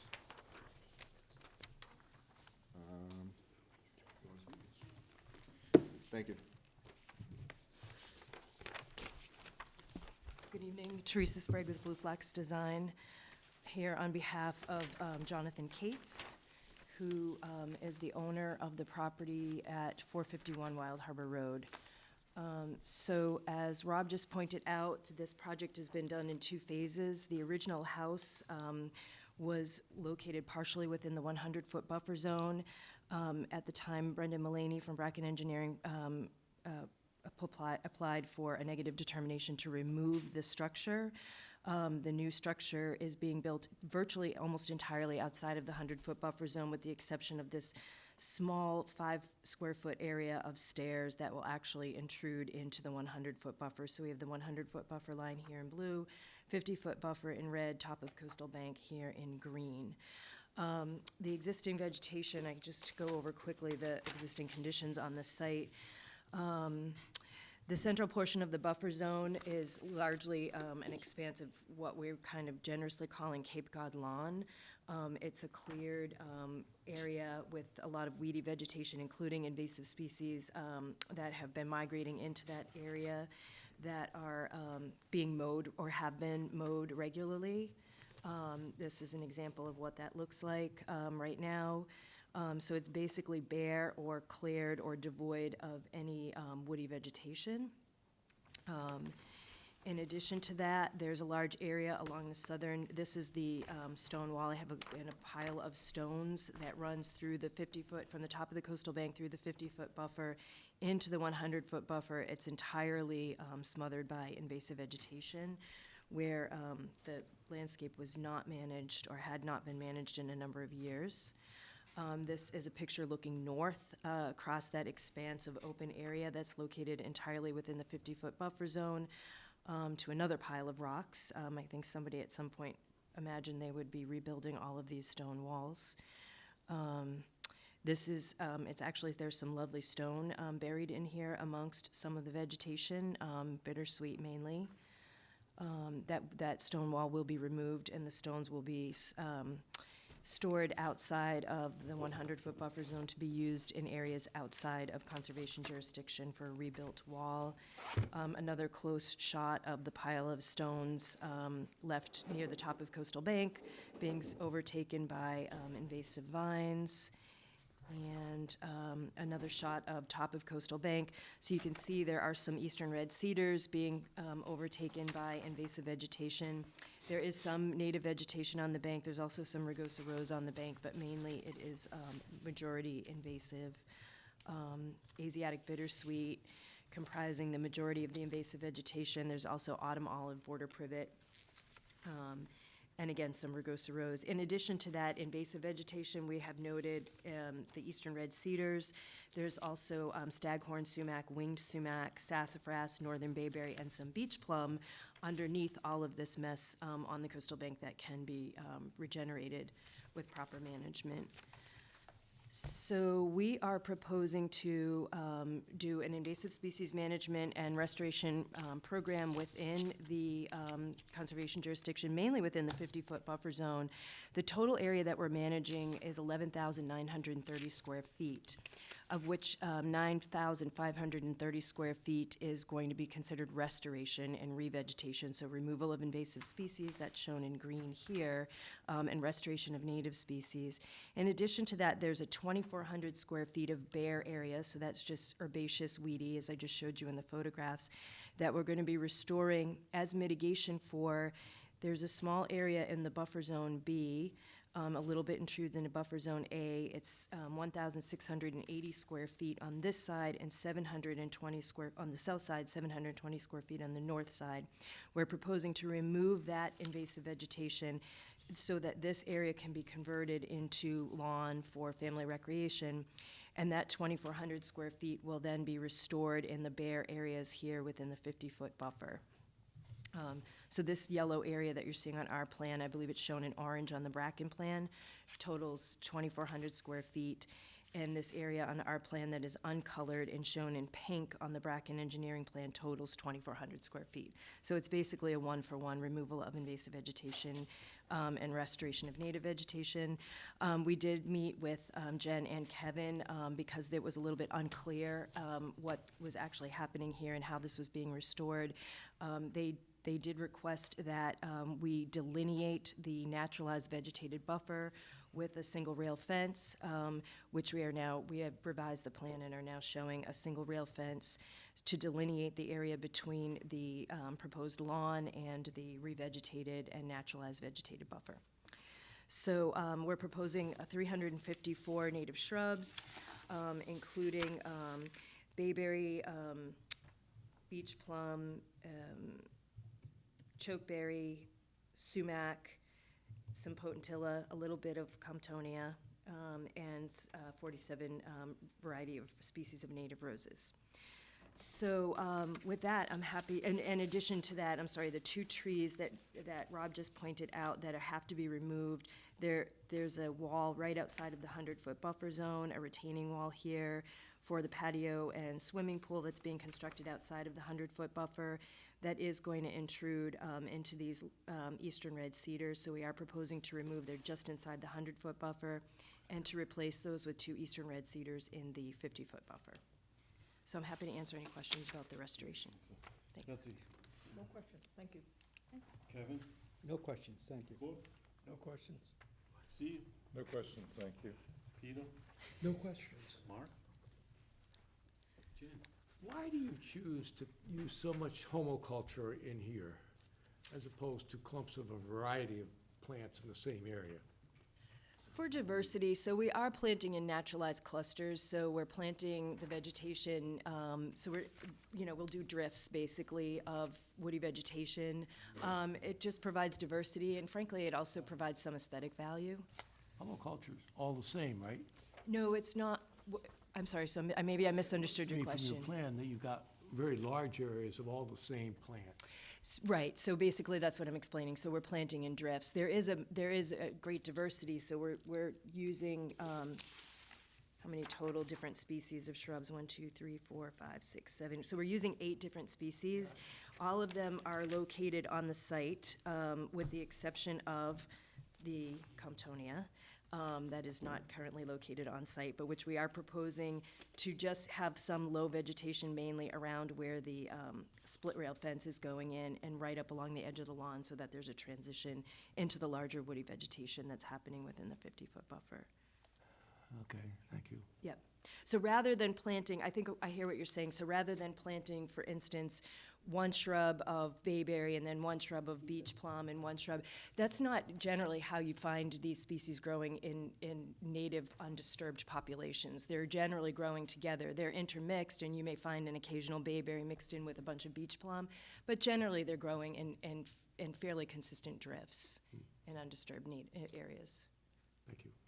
Jen? Had I been allowed to go first, I would have commented on your use of the my Latin names goodness. for cinquefoil and sweet fern instead of calling them out by their common name that this board knows, that they know, they're programmed to hear sweet fern. Jen doesn't like that. Yes. So you just kind of slipped the Comptonia in there. Comptonia. I saw it Yeah. and I said, thank goodness, she's slipping some.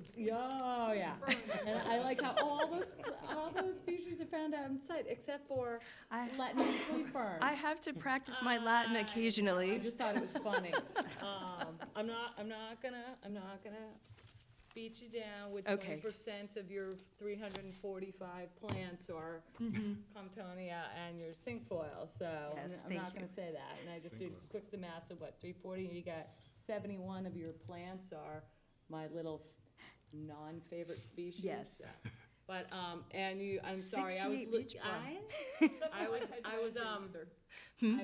just thought it was funny, Teresa. I'm just teasing you. you No, know. I would never, ever think of proposing a hydrangea in a Why, restoration Betsy loves them project. for the butterflies. Well, And Betsy and I will have arborescens? that argument while we're running Says tomorrow. they have no wildlife habitat. Quercifolia and arborescens do. True. And I think Kevin said you covered it, because the only thing I missed from when we met was those 2 little pink areas equal the orange area. Equal the orange area. in That's the- all I have. Yes. Didn't even need to take that time. See? Courtney, you had something else? I'll move to close the hearing and take it under advisement.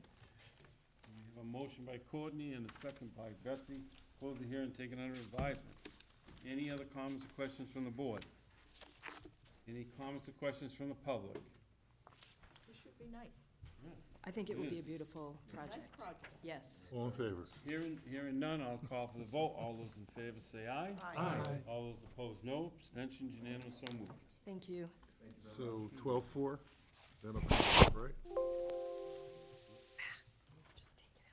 All right, next one is continued. That's 418 Minot Road. So we're moving on to request to amend the existing order of conditions. Woods Hole Group, Town of Falmouth, Trunk River off of Surf Drive, Falmouth, Mass. For permission to amend DEP 25-3786 to extend the existing dredging footprint.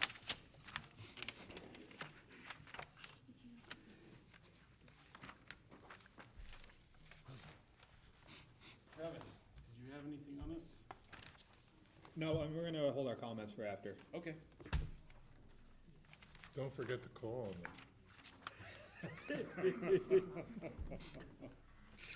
I want rhododendrons. I like rhodies.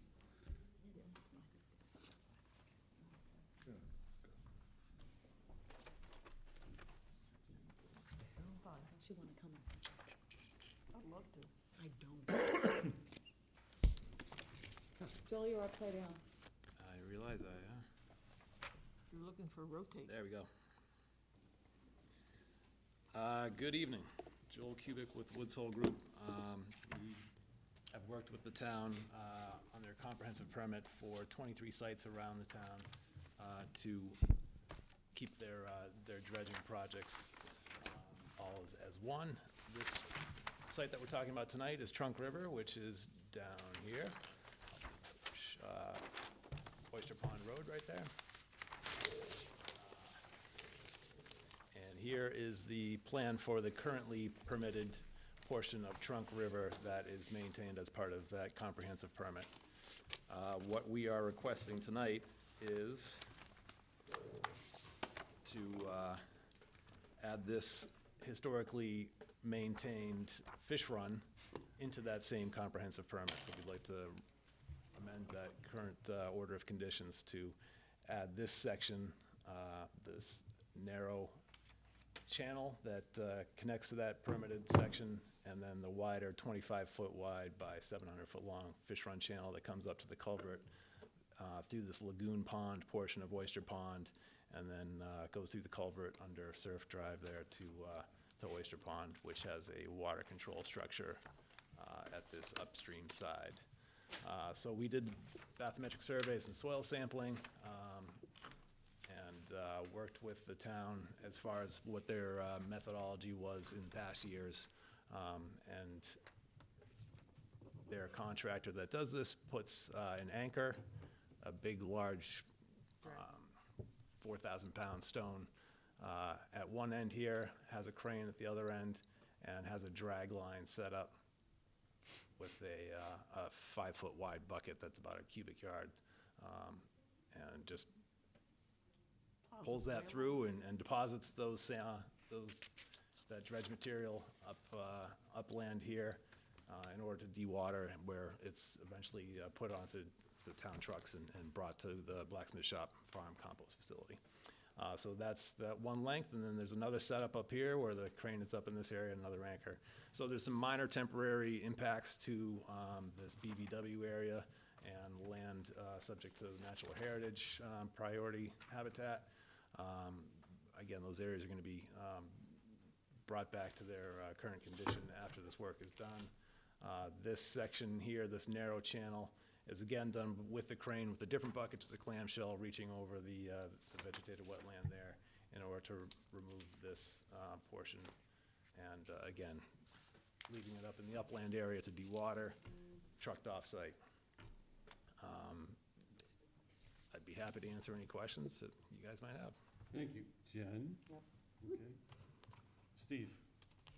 No, I don't have any questions. Peter? Yes, could you explain the purpose of it and what kind of fish will Correct. be using it versus if you didn't do the dredging? So Department of Marine Fisheries is aware of this. They have this on their list of fish runs. So there's river herring that come up through here, I believe is what they're concerned with. And their path is often impeded by blockages within this channel that seems to get a lot of sediment during typical storms. And they just can't pass through this area. So there are time of year restrictions as far as when this work can be done in order to protect them while they're actually spawning and traveling through this area. So those obviously have to be observed. Could you indicate where the fish go from the end of the dredging? They go into Oyster Pond. Yeah, so I'm trying to see if there's enough of, yep. So this is the area of the currently permitted section. This channel that we're talking about is coming up through here, goes underneath Surf Drive. There's that culvert with the water control, and then they come up into the larger portion of Oyster Pond. Okay, thank you. Yep. No further questions. Mark? No questions. Beth? This is what's, it's been done all the time, but now it's gonna be done under a permit. Yes. How nice. Time of year restriction from April 1st to June 15th. I'll move to close the hearing and take it under advisement. Did you have anything? No. Court, you all set? Second. Courtney's done. We have a motion by Courtney and a second by Betsy. Any other comments, questions from the board? Comments, questions from the public? Hearing none, I'll call for the vote. All those in favor say aye. Aye. Opposed, no. Abstentions, unanimous, so moved. Thank you. Thank you. Another short, succinct. I hope the last person has a short, succinct. When would you think this work would be done, though? I'm sorry, it's not part of the hearing, but I don't know exactly. Obviously, the town has to schedule that work when they between can. April and, No, you can't do it. You can't do during it between April and June. April Yep. and June, that's when the fish are going up. I know, but are they gonna do it now, or are they gonna do it in July? They'll probably try to not do sure. it before Okay. the fish are I'm going not up. sure.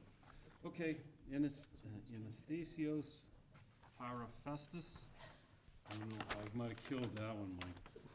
152 and 160 Penzance Road, Woods Hole, Mass, for permission to amend No, that's mine. DEP Oh. 25-4116 to allow for construction of porch roofs over existing landings, to remove a portion of the existing privet, to relocate existing rose bushes for authorization of the proposed EPA dewatering general permit, for proposed slope stabilization and for the construction and maintenance of the smaller pool, patio, retaining walls, stairs, and dry well.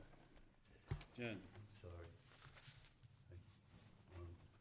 Yeah, this actually, and Mike can probably explain, this actually came to the staff's attention because we got a call from DEP in Boston, because they received a Two of them? groundwater discharge permit for this site and wanted to know what the commission's thoughts were.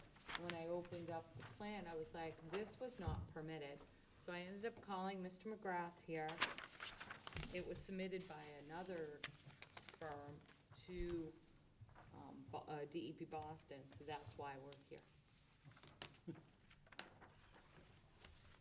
I didn't understand that. Shocking. You, There's a lot of different divisions in DEP, Steve. Thank you. So they need multiple different permits, so.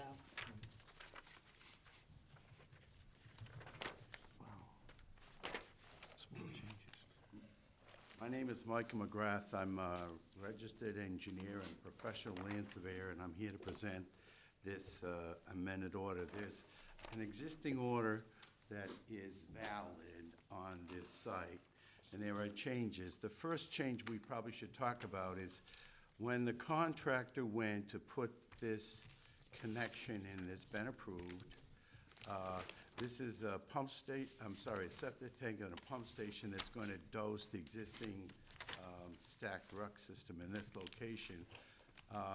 He needed to dewater. He hired a company called GTR that filed for the permit.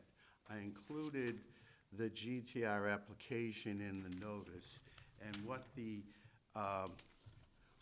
GTR, the easiest way to talk about what the GTR thing, technique is to, I assembled this schematic dewatering plan from their description. When they want to dewater, there's so much water that's coming out of this hole that it would overwhelm the staked hay bales that we have put in. So they have designed a system that will receive or already has received an EPA permit, but obviously you need to have you need to approve it too. There's a series of wells.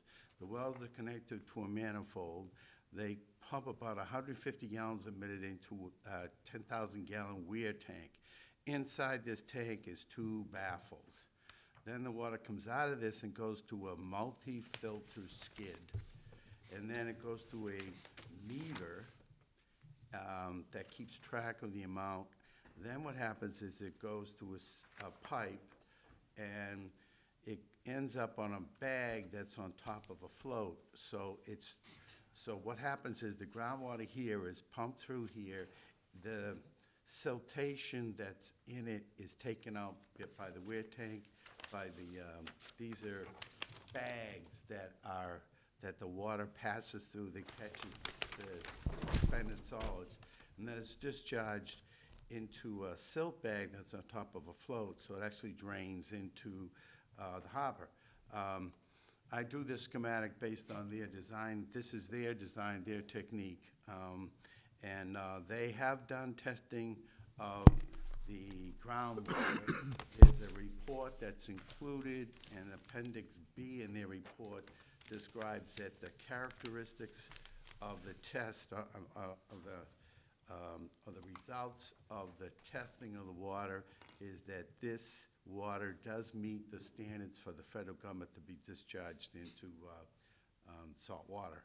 So I included their description of the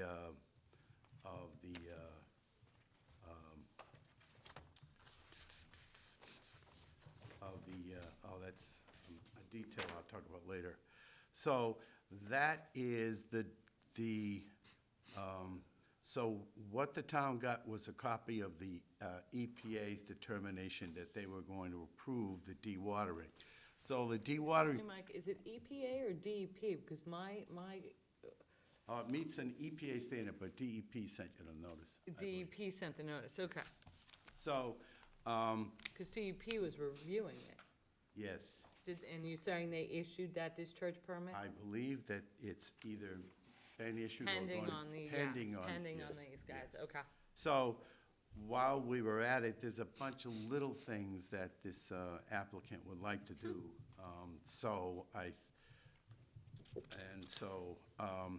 There's some history here. This is a restored wetland that is very healthy.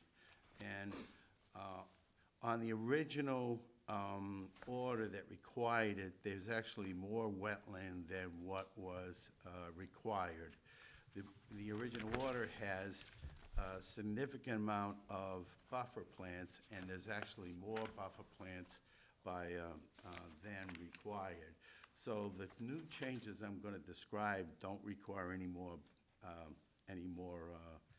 buffering, and the changes are pretty small. If I start over here, he wants to increase the rows of Ragosa slightly in this area.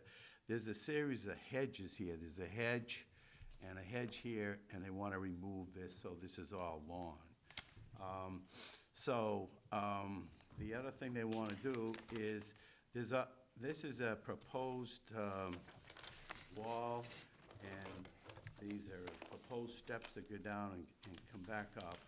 And this is 42 feet from the waters of Great Harbor. You denied this pool before, but it came out much further. So we're trying to put this pool back at the same distance off of Great Harbor that you approved this. So this is an approved, this is a new proposed activity. There's also proposed, it's kind of complicated, but there's a set of stairs here. There's a patio around this and some stairs here. And then there'll be utilities that will be installed somewhere in this direction to go out to the pool. So the other thing that's happening is, there's a pretty steep area in here.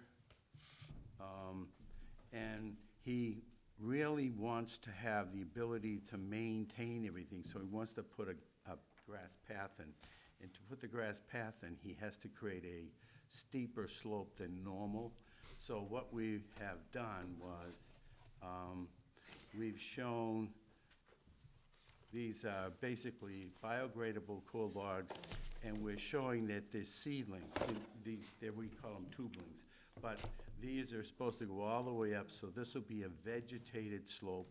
There'll be core logs that are gonna have some vegetation held in place. This will be slightly steeper than the existing grade in order that he has his 4-foot wide sodded path that is over in the, Right here. over in this direction right here, parallel with the driveway. So all in all, these, I probably should have described what the resource areas are. Obviously, you have land under the ocean, most likely land containing shellfish. There is a velocity zone that goes through this site that comes around like so. There's a bordering vegetated wetland on both sides. And then you have resource area buffers from the vertical coastal bank, which is a seawall on both sides.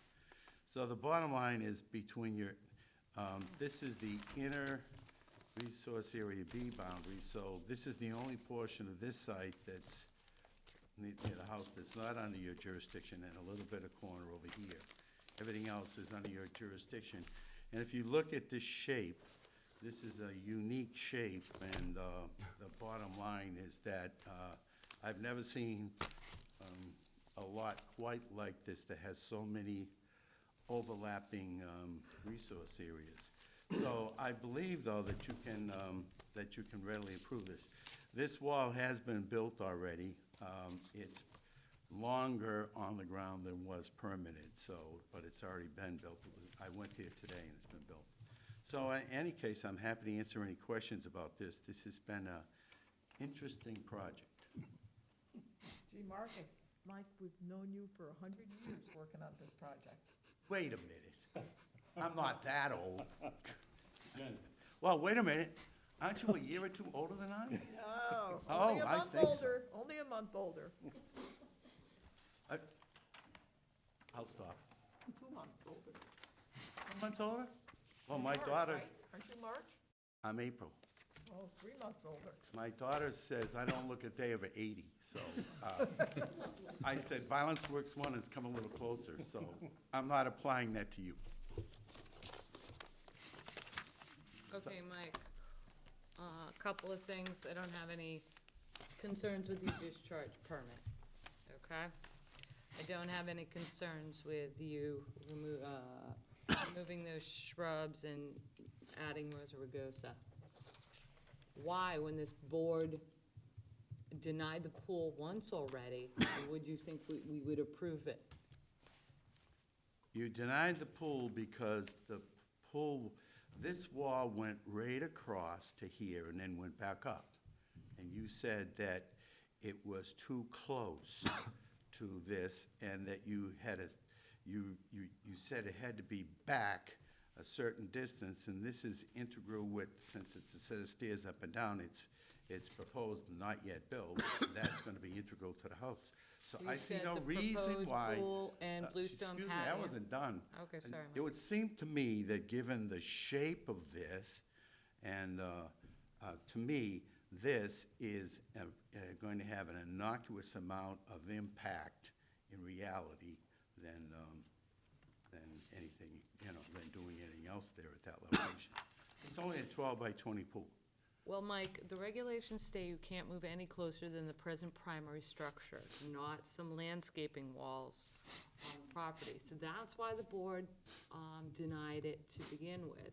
And you're still moving closer than the present primary structure to the resource area. So staff does have an issue with the proposed pool, which this board denied, you know, the first time, and now you're coming back. So I don't understand, our regulations haven't changed. The pool is moving closer than the present primary structure. It seems to me that if you have steps down and steps up and a solid wall that's in this location, that is going to be part of the principal structure, so That's the that's argument. 42 feet away, and this will be 42 feet away. What we argued before was this wall was what we argued before. Which wall is 42 feet away? The new one that you're putting in there Yes, too? yes. So you're putting in a new wall. But you've over by already the little approved no, this. no, no, over by the little steps, and now you're claiming because you're putting in the new wall 42 feet, now you can put the pool 42 feet? Yes. Yes. You've already Oh, good. approved this. This has been approved. Not the pool. I know that. Oh, I see, that little wall, you're saying we already approved that Since you've little wall. approved this, and Well, it's, the board can decide that, because a wall is one thing that the wall is not. The pool is quite different, so the board can deal with that. But I'm just But gonna if you remind you, look at the- you denied it once before. I said that, you denied it. And I also described how this is different, that before, the pool was in this location here. The Okay, so wall you was made used to the come pool across. and- smaller. Yes, and we moved it further away from the, Okay. and when I look at believe me, when you look at the shape of this, you're supposed to have some discretion in the enforcement of the regulations, and to me, this is a perfect place where, you know, you should be looking at Mike. this. You have no argument on this particular piece of property. Well, I've been arguing. I know, and and second of all, you're not putting core fiber rolls in the wetland that you just restored, that I'm was destroyed for 10 years. Putting them above them. No. Staff does not recommend putting the fiber rolls to create more fill in the wetland area that we just had him restore. Only 15 years Yeah, till it got restored. yeah, 15 years, I'm sorry, it's over 15, not 10. So staff is completely against the little path that you wanna create in the wetland that you just had to put back. I'm altering the bank of the upland is what I'm doing. Really, I am. And again, we now have more square footage of wetland. So it seems appropriate. I'll let the commission finish, but it seems appropriate for me to continue the hearing to Revise your plan and get rid of the little pathway? revise the plan.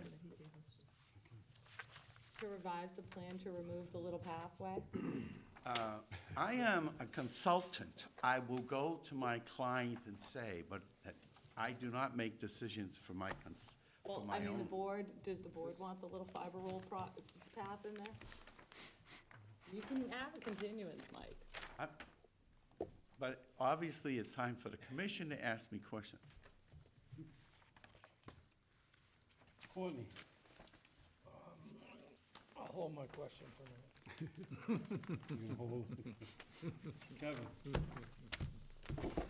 I'm tempted to say, if the board approves this, would you go away? I've been sitting here for 2 hours listening to noise. I tried to get him to You're go away asking this me to afternoon, leave? and he loitered around in the office looking at the turtle. Mike, you should open your offices down there. That's No? At the risk of upsetting you, Mike, where you're planning to put the pool, what is there presently? Man-made landscaping. Vegetation.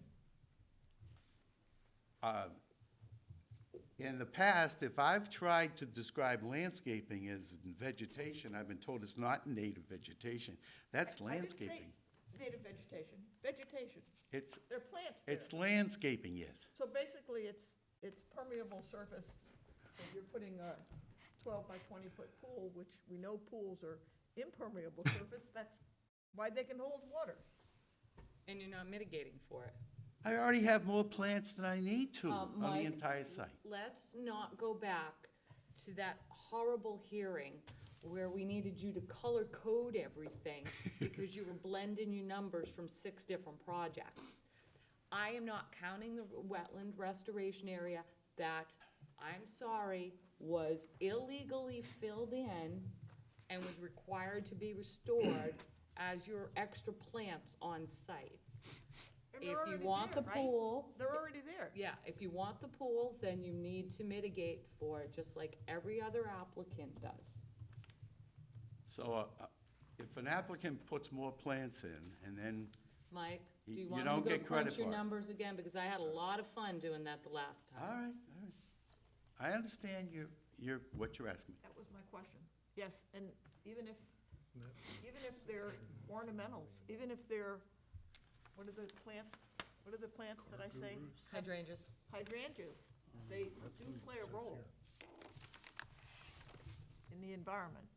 So I'm just asking, I'm, never mind. all these plants have their place. I understand. Okay, I- that's my only question. Thank you. But I will make a comment. I don't quite understand what your goal of the slope stabilization is. What are you afraid of? Are you afraid that the driveway is gonna go into the wetland? No, I'm just trying to make it a little steeper so we can easily fit the 4-foot. Right now, they would like to keep the hedge trimmed, and it's too hard to do it from one side. He wants to put another walkway in. No. There's a hedge, a real hedge. You want to put the little walkway in the wetland that we just got It's back not after in having the it. wetland. Well, he's saying it's on the. It's on the Isn't it slope, gonna be it's a getting slope, awful though? close to that wetland. Isn't it gonna be kind of sloped then? You can't fucking around in that wetland. Boy, Because they have difficulty trimming the hedge. That's a new one. That is a new one, that's good. this is the approximate existing slope. We're gonna make it steeper. I could go in and try and put a wall in. You wanna and give you regrade, more so you're wetland gonna if go you want. you're gonna go in and start mucking around in there again. Regrading and everything. The wetland's right here. Oh, So I I'm can going see. to be altering this surface slightly, yes. The buffer to the wetland is. Mucking is a wrong word to use that implies call I it- dredge. You would call it the buffer to the I wetland. would call it a buffer to the wetland. You're regrading the buffer to the wetland. All right, yes. All right, I understand your point. Okay. I would suggest have you, no further questions. Great, okay. Steve? No, I don't have any questions, Mr. Chairman, but thank you. You? I have a question on something else. With the schematic of the dewatering system, it says excavation, they have 150 gallons per minute going over. What's the excavation? Where is the water from? Oh, see where this excavation, where it is? That's where the 2 tanks are that are over, let me go back to this plan. The thing we permitted a couple of months ago? Yes. When they actually went to put this in, the groundwater was flowing in so quickly. We had showed, I guess I took it off, we had showed where they're gonna pump the water into a 20 by 20 hay bales with filter cloth. It turns out there was too much water coming out and was gonna overburden that. Is this a temporary construction? Oh, yes, yes, it's Okay. temporary. You've already Okay, approved this. okay. You've already approved this over in West. Okay. You've already approved this technique over in West Falmouth. Don't walk past us, Seth. It's temporary. Mark? I have no questions. Wendy, do you want to see us again, Mike? Well, Never. Mike, the earliest you can have is the 18th, 18th of what? December. February, how about that? No, December. We'd love to see you just before Christmas, Mike. Courtney But can give you Courtney has some coal. He loves to do that. my coal then. Good? There's no other earlier hearing? There's the 4th, but we're jammed. And I'm not arguing about this wetland on the 4th. The 4th is very, very busy, Mike. So the only We hearing left have- is December 18th. And then the only other hearing is the 8th, am I right? Am I saying that right? Yes. Yeah, because we don't meet the 11th, and then we meet the 18th. What's wrong with the 25th? Mike, if you would like At to come on 7 the a.m. 25th, Thanksgiving Eve. have fun. I hereby request we continue the hearing until December 18th. Mike. 18th. So moved. Second. Good night, Sam. So a motion and a second, motion by Betsy and a second by Steve to You have a continue nice this hearing until Thanksgiving as well. December 18th. Any other comments or questions from the board? Jen, can you put that down on the Comments sheet? from the public? What? Hearing none, I'll call for the vote. All those in favor say aye. Aye. Opposed, The yellow opposed, no. sheet. Abstentions, unanimous, so moved. You're gonna And give the it back to me. 18th, Mike. How do I eject this? I'll help you, Mike. She needs to get hers too. Oh, and by the way, I did find one of yours. I have it. It's in my office. Notice, she said one. Math. One of the hearings, she said that she had Gonna do with all the several of my, Push yourself over. Russ, We can do, Oh, I'm glad yes, sir? yours has a little am I orange on thing. quorum for the Mine's vote green, of too. anything? I don't think you are. What is all this? Why aren't you? That's, hey, I had, that's not a had to good go to sign. No, they went to three. precinct meetings for No. it. Right, Him is, You came and I went. yeah. okay, we're out of here. Getting out of this again. Well, Wait, guys, no, sorry, everybody, Peter, you have to go sign before. you leave. everybody needs to just sit down for a second before everybody gets up and runs away. Why is that? Because you're not dismissed. I've changed my mind. Mike, good evening. I thought we were the commission. Yeah, I think, Well, no, because we have quorum issues on a couple of them.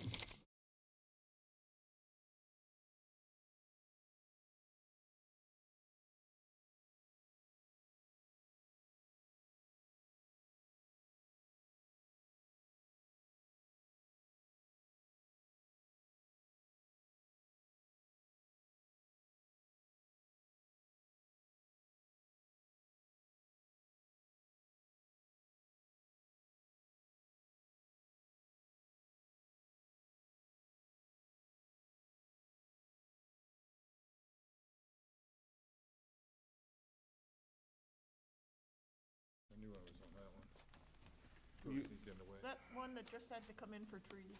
Yeah. No. No. 331 Edgewater, we had to have a revised plan just so they could put the outdoor shower on it that they hadn't shown, remember? But that was a pretty straightforward. That was straightforward. So the original quorum was Courtney, Kevin, Betsy, Russell, Steve, and Peter. ah, you guys tried to sneak out. So in this case, it was, they were building the garage Yeah. with the little cantilevered thing to nowhere. And then they were putting in they didn't need to do any additional buffer plantings, they did a few additional buffer plantings.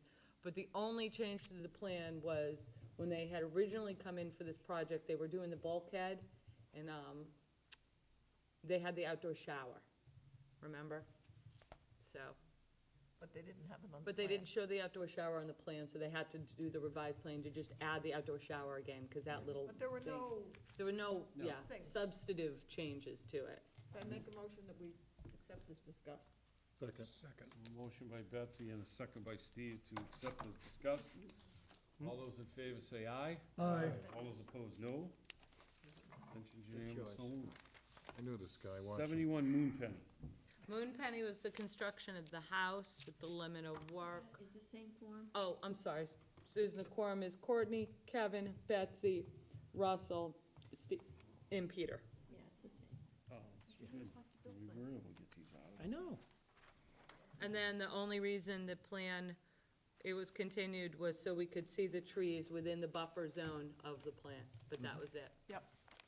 I make a motion that we accept as discussed. Second. Which Okay, one we was have a this? motion to accept as discussed, Penny, I think. and a second, who seconded that, Peter, was that you? That was Peter and Betsy? Which, Moon Penny, 71 Moon Penny. hang on one second. They were building a house, construction of a house. Any other further discussion on 71 Moon Pen? Hearing none, I'll call for the vote. All those in favor say aye. Aye. All those opposed, no. Abstentions unanimous, so moved. I think we can release them now. Hang on, right? I'm double checking right now. Okay. Okay. 1, 2, 3, 4. Peter has to stay. Because I covered for precinct 3. Peter, Steve, and Courtney, Which one is this? you're released. Happy Thanksgiving, gentlemen. Happy Yes. Thanksgiving. Good deal. We're done completely. You're done completely. I'm gonna get this ice cream, and then I'm gonna start playing again. All right, All right? that'd be fun. You can't play in our group until you have the secret oath and everything, but Yeah, pickleball 3 is a tight group. and all the hand signals are on. All right. I know Let's- some hand signals. I do too. Carol and Anatole Eberhard, 43 Upland Ave, Falmouth, Mass. Jen? That's your quorum for the remainder of the evening. Hang on, guys. This was a little, Yeah, I know, I'm just trying to, it's been a long couple of weeks, guys. Hang on. I know. Yeah, can plan for shower. Wednesday on Wednesday. Hang on. Moon Penny. Susan. Amendment. Henry. Mill Pond. Ow! Garage within a driveway. I'm sorry, I had no recollection Yeah, of what yeah. that one was. I thought you were looking for something. No, Yeah. no, This was no big deal. no, no. I mean, I'm really. sorry, I just, It was just, it was within 100 feet of the vernal. Russell, I had a complete and total blank of what They're this doing was. something, they're doing Oh, it says sound or something putting sooner, up right? a little wooden, stone wall or Yeah. something. Yeah, We accept this disgust. Make a motion to accept this Thank disgust. you, Betsy. Can we get a second? Second. Kevin? Any other comments or questions on 43 Upland Ave? Hearing none, I'll call for the vote. All those in favor say aye. Aye. All those opposed, no. Abstentions unanimous, so moved. This next one is the Town of Falmouth, Mill Pond, East Falmouth. This was removing the vegetation from the top. Yeah. And we actually have Bruce, is it Brewster? We actually have yeah, Brewster's order of conditions. Remember when they talked about possibly borrowing Brewster's, Yeah. But it's too macrophyte harvesting machine, but they were afraid of a couple of different, word-of-mouth historical type structures that might be in there, rebar, where people used to, so they were afraid that they might damage Brewster's machine, so they're going to the hand doing, but I mean, we have Brewster's order of conditions that we can kind of work off of, but I don't see it. Where are they gonna dispose of this stuff? That's what I didn't remember. Possibly on I think. the cranberry bog, wasn't it? The They farmer were gonna was- de-water it down that, They had to deal with the cranberry. That's exactly right. yeah, the deal, Yeah, well, I think in your condition, you ought to say, we didn't have a letter from Handy, that's over to Handy's Bog, saying Yeah. he's gonna accept that. okay. So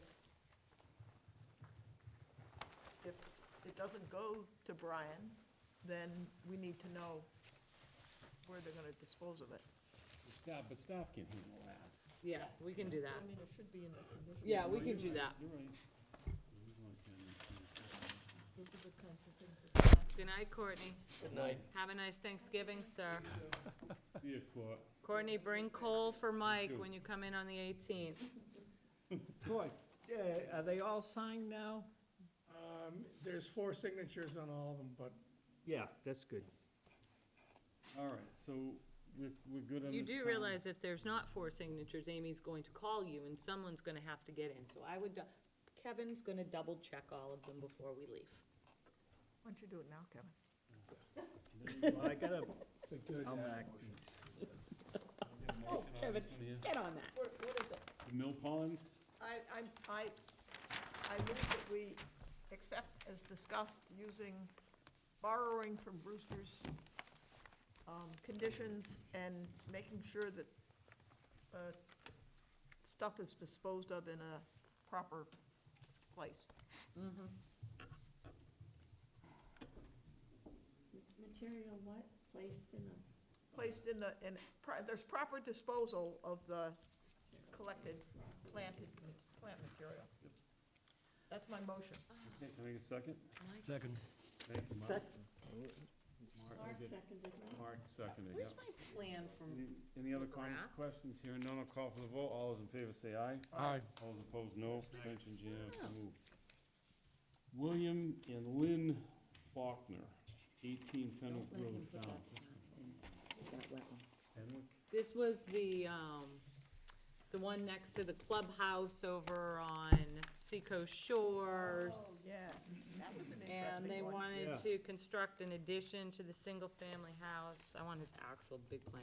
That's one with all. Existing dwelling, and that we said that any proposed, future upgrades on the septic must remain the 2-bedroom.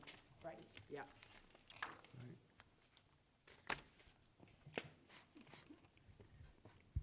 Anyone have anything else? No, I mean, do we put in the order of conditions to remind them that boats aren't supposed to be in Sounds like a plan. in the marsh? I think, yeah, in the marsh especially. Got it. I didn't hear what you said, Betsy. That seemed basically is saying, remove your boat from the buffer and the salt marsh. But in a nice reminding way that structures are not to be stored or in the buffer zone. yeah. Boats is in plural. No, Oh, boats, okay. boats I in marsh. make a motion to accept as discussed. Second? Second. Whatever. Thank you, Kevin. A motion by Betsy and a second by Kevin. Any other comments or questions on 18 Fenwick Road? Hearing none, I'll call for the vote. All those in favor say aye. Aye. Those opposed, no. Abstentions, unanimous, so moved. Michelle and David Terry, 12 Edgewater Drive East, East Falmouth, Mass. For Aye. Phragmites removal. Phragmites covered with black plastic. Oh. Oh, yes. Now I know what you're talking I about. think they came back with the, that was a great, speaking about wetlands, I love walking down that lawn. And I'm Squish, like- squish, squish, squish, I'm squish. like, wow, it's just like a waterbed again, like you and me and Jamie Oh, going yeah, up oh, to no. 160. Yeah, that was fun. Yeah. But I don't think, he came back and put in the plants that we wanted, right, Jen? What was that? The plan came back with everything we Yes, wanted. it did. So, We wanted a more robust replanting plan, and Right. he came back and did that. Thank you. so I make a motion to continue, to continue on, I make a motion Adopt the order to of conditions as discussed. adopt the conditions as discussed. Did you, is that what's already written? Yep. Can I get a second on that? Mark? Second. Oh, give it to Mark. 2 seconds. Yep. Any other comments or questions? Hearing none, I'll call for the vote. All those in favor say aye. Aye. Those opposed, no. Abstentions, unanimous, so moved. John and Gina Shuck, 25 Woodneck Road, Falmouth. This is the one where Matt didn't come to his hearing. I do not have a problem with what Okay, perfect. put back, and there's, unless Mark or Kevin have a problem. They changed where the, Not at this time of night. they changed where the buffer plants were. They modified the buffer plantings and everything, but, yeah. But they did have your trees kind of squished off to the side where, Right, you know, it's fine. okay. Okay. So can I get a motion? I make a motion to accept as discussed. Second. We got Kevin, so we got Betsy and Kevin. There you go.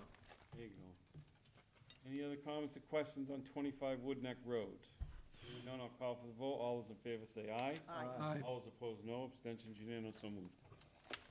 All right, James McLaughlin, Town of Falmouth. We're gonna deny all these. Yeah, you put that guy through enough. James McLaughlin, Chappaquay, Town of Falmouth, Chappaquay Road, Falmouth, Mass. I think Jen should look at what she put for conditions for the last phase of this. The last two phases of the Last two project phases, are and just quite fine. Sounds like a plan. Make a motion to accept as discussed. Second. Second. So I got a motion by Betsy and a second by Kevin.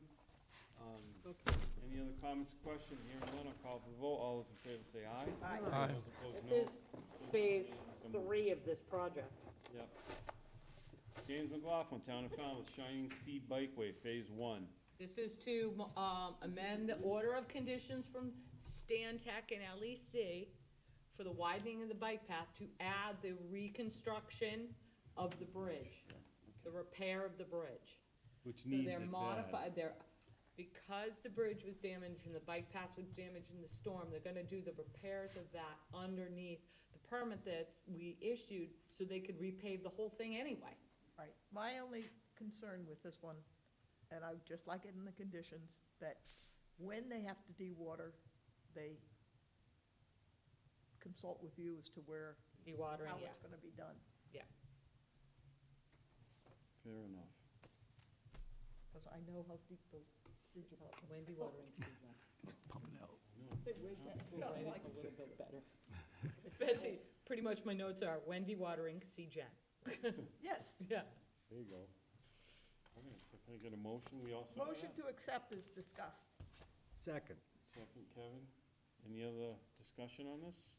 Hearing none, I'll call for the vote. All those in favor say aye. Aye. All those opposed, no. Abstentions unanimous, so moved. James McLaughlin, Town of Falmouth, Minot Road, Falmouth.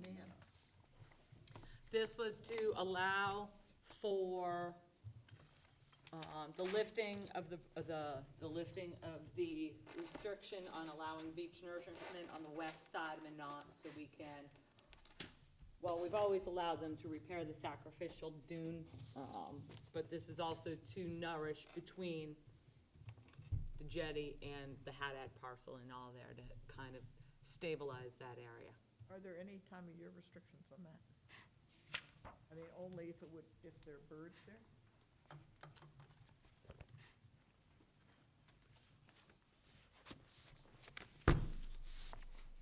We didn't get anything from Natural Heritage, but I don't know if Jim sent it to Natural Heritage. So we'll put the same restriction for the plovers on the west side as we do the east side. Yep, that's, I would just. Yeah. Yeah, we'll put the same time of year restriction for the plovers on the east, on the west as we do east. Okay. Because we all know that was, the Board of Selectmen were concerned with why we weren't allowing Yes. Dan to be credit that time. Just gotta get it done early, that's all. Yeah, And if you get it done early, it's not a problem. So, right. all right, any other discussion on Minot Road? We need a motion. Okay, I'll make a motion to accept. Second. Second by Mark, yep. Any other discussion? Hearing none, I'll call for the vote. All those in favor say aye. Aye. All those opposed, no. Abstentions unanimous, so moved. Done yet? Yes. I thought he had 4. No, Three. Oh, That's it. who wants to make a motion to adjourn? I guess Mark would be making a motion. Could you to have a adjourn. unanimous? Well, I don't want to be so forward as to try to get out of here. Why not? I will adjourn. What? Oh, did you make it? I made it. Yes. All right. Congratulations. You want a Second. Second. So we have a motion, a second, to adjourn. All those in favor say aye. Aye. Aye. All those opposed, no. Abstentions unanimous, so moved. We are adjourned.